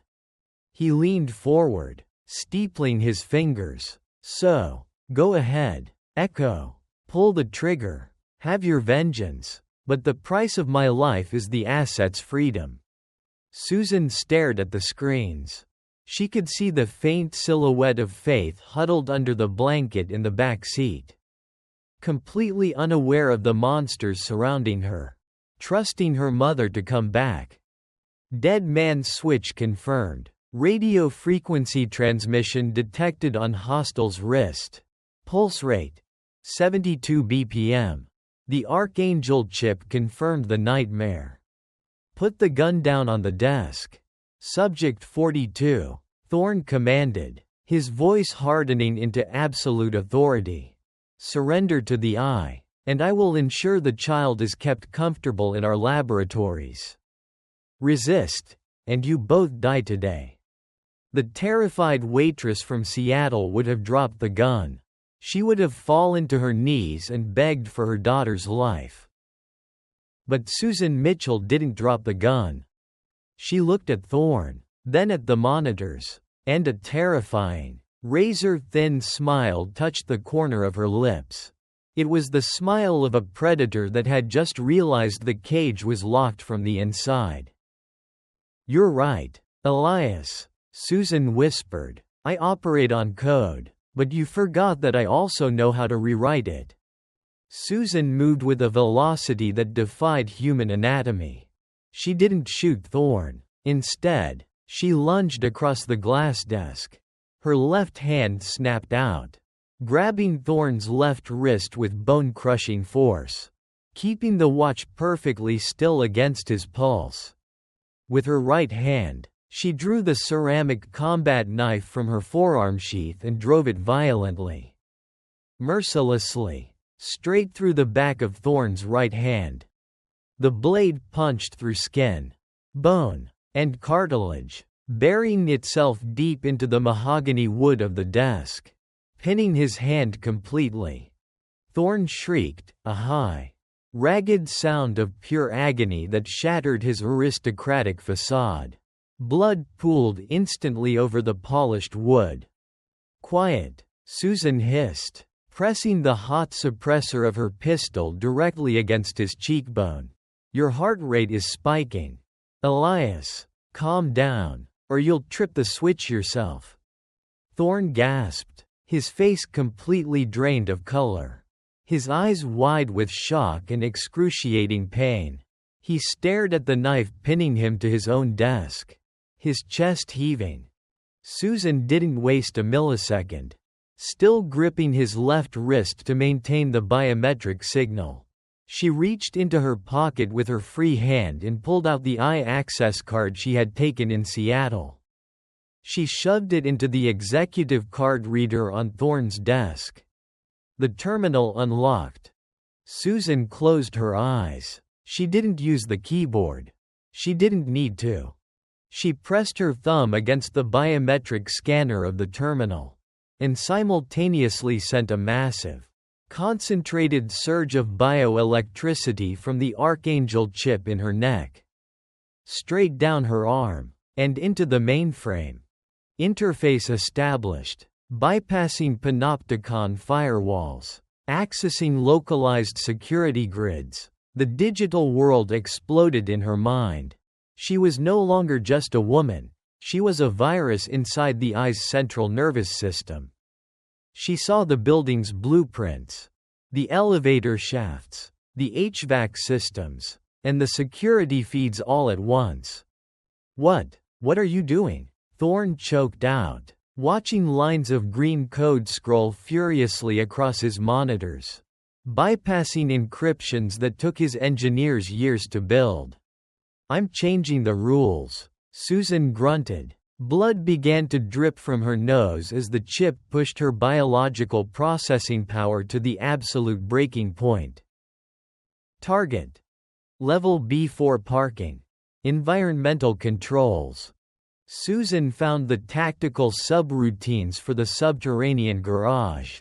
She bypassed the strike team commander's radio frequency and hijacked the building's emergency suppression systems. "Initiate Protocol Hellfire," Susan whispered to the machine. On the monitors behind Thorne, the scene in the parking garage changed violently. Before the eye operatives could even react, the heavy steel blast doors at the garage exits slammed shut, sealing them inside. Then, the ceiling panels blew out. It wasn't water that sprayed down, it was halon gas, a heavy, oxygen-depleting chemical fire suppressant designed to save server rooms by instantly smothering all breathable air. The operatives panicked. Their tactical gear was heavy, and the gas displaced the oxygen in seconds. Through the monitors, Susan watched the men claw at their throats, dropping their weapons, collapsing to the concrete floor as they suffocated in the white, chemical fog. The black Mercedes, airtight and completely sealed off by its internal climate control, remained untouched in the center of the chaos. Threats neutralized. Level B4 secured. The Archangel's voice was a soothing hum in her bleeding mind. Susan severed the neural link. Gasping for breath, the blinding headache receded, leaving a cold, sharp clarity. She opened her eyes and looked down at Elias Thorne. He was staring at the monitors in absolute horror, watching his elite strike team die without a single bullet being fired. "You're a monster," Thorne whispered, trembling violently as the pain in his pinned hand radiated through his body. "No, Elias," Susan said, stepping back from the desk. She finally let go of his wrist. "I'm a mother, and I told you, I'm bringing your house down." She raised the H&K USP one last time. She didn't aim at Thorne. She aimed at the massive, floor-to-ceiling reinforced glass window behind him. She emptied the remaining rounds in the magazine in a tight, circular pattern. The bulletproof glass shattered, a massive, spider-webbing hole imploding outward. The roaring winds of San Francisco instantly violently sucked the air out of the penthouse, scattering Thorne's classified papers into the sky like snow. Susan grabbed a heavy, nylon emergency repel line from the security locker by the door. She clipped the carabiner to her tactical belt, anchored the other end to the solid steel frame of the doorway, and walked toward the shattered window. "Tell the eye to stop looking for us," Susan called back over the howling wind, standing on the precipice of the 40th floor. "Because if they don't, I won't stop until every single one of you is dead." Without looking back, Echo stepped out into the void, plummeting down the side of the glass fortress to reclaim the only thing in the world that mattered. The descent from the 40th floor was a masterclass in controlled chaos. The wind howled around Susan, tearing at her gray suit as she plummeted down the sheer glass face of the Panopticon building. San Francisco was a blur of neon lights and brake lights spinning dizzily beneath her boots. "Descent velocity critical. Brace for braking maneuver," the Archangel chip warned, its cold voice cutting through the roar of the wind. Susan gripped the nylon rope, her heavily taped hands screaming in protest as she squeezed the friction brake. The carabiner shrieked, sparking against the metal harness. Her descent slowed violently, her boots slamming against the reinforced glass of the 4th floor, shattering 2 panes before she stabilized. She unclipped, kicked through the remaining shards of a window, and rolled into an empty, darkened corporate cafeteria. She didn't stop moving. She sprinted toward the emergency stairwell, her tactical mind already mapping the route to sub-level 4. 3 minutes later, Susan stood before the heavy steel fire doors of the B4 parking garage. Through the thick, wired glass portal, the scene looked like a mass grave on the moon. The halon gas had settled into a thick, knee-deep white fog hovering over the concrete floor. The bodies of Elias Thorne's elite strike team lay scattered across the pavement, completely motionless. Their tactical armor and assault rifles were useless against a threat they couldn't shoot. In the center of the subterranean tomb, the black Mercedes sat untouched, its engine idling, a pristine island of survival.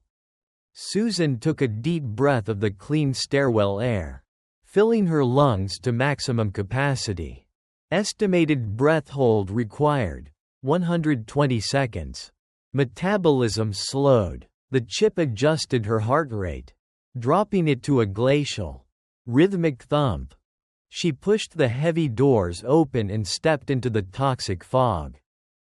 The silence was absolute. She moved past the fallen soldiers, not bothering to check their pulses. They were casualties of a war they didn't understand. She reached the Mercedes and placed her bloody hand flat against the tinted driver's side window. Inside, she saw the silhouette of a tiny figure wrapped in a blanket. Sitting up, eyes wide, Susan punched the numeric code into the door pillar. The locks clicked loudly. She pulled the door open. The fresh, climate-controlled air of the cabin washing over her face as she exhaled her held breath. "Mommy." Faith threw off the blanket and launched herself across the leather seats, burying her face into Susan's chest. The little girl was crying now, not tears of fear, but of profound, overwhelming relief. "I'm here, baby. I'm right here," Susan choked out, wrapping her arms around her daughter, pulling her tightly against her beating heart. The smell of the little girl's hair, the warmth of her small body, it was the only anchor Susan had left in a world of circuits and blood. "You did so good playing the game. I'm so proud of you." "The bad men went to sleep," Faith whispered, looking out the window at the fallen operatives in the white fog. "Yes, they did," Susan said smoothly, shifting the car into drive. "And we are going to wake up somewhere very far away from here." The Mercedes tires squealed against the concrete as Susan gunned the engine. The heavy steel blast doors of the garage, which Susan had locked down from Thorne's computer, automatically rolled open as the Archangel chip transmitted the all-clear override. They burst out of the subterranean garage and merged onto the chaotic, rain-slicked arteries of Highway 101, heading south, away from Silicon Valley, away from the eye. For a long time, the only sound inside the cabin was the steady hum of the engine and the rhythmic sweeping of the windshield wipers. The adrenaline crash finally hit Susan. Her hands trembled on the steering wheel. Her neck burned with white-hot agony, and the exhaustion settled deep into her bones. But she was alive, and more importantly, Faith was alive. Susan glanced at the rearview mirror. Faith wasn't sleeping. The 7-year-old was sitting cross-legged on the backseat, staring intently at the car's digital dashboard. Her bright blue eyes seemed to catch the passing streetlights, holding a strange, impossible depth. "Faith?" Susan asked softly. "Are you hungry? We can stop somewhere safe soon." Faith didn't answer immediately. She tilted her head, listening to a frequency Susan couldn't hear. Suddenly, the encrypted radio on the dashboard flickered to life. Susan hadn't touched it. It wasn't playing music. It was scanning through emergency police frequencies, military chatter, and encrypted data streams at blinding speed, a chaotic symphony of static and voices. Susan's heart skipped a beat. She looked at Faith. The little girl's hands were resting in her lap. She wasn't touching the console.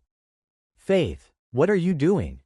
"They're talking, Mommy," Faith said, her voice eerily calm, possessing a resonance that didn't belong to a child. "There are so many voices in the air. The man with the bleeding hand is yelling. He is telling them to find the gray car." Susan gripped the steering wheel tighter. Thorne had survived, and the hunt was already back on. Faith blinked, and the chaotic scanning of the radio instantly stopped. It locked onto a dead, empty channel, emitting a low, steady hum that perfectly matched the frequency of the Archangel chip in Susan's neck. "But they can't see us anymore," Faith said simply.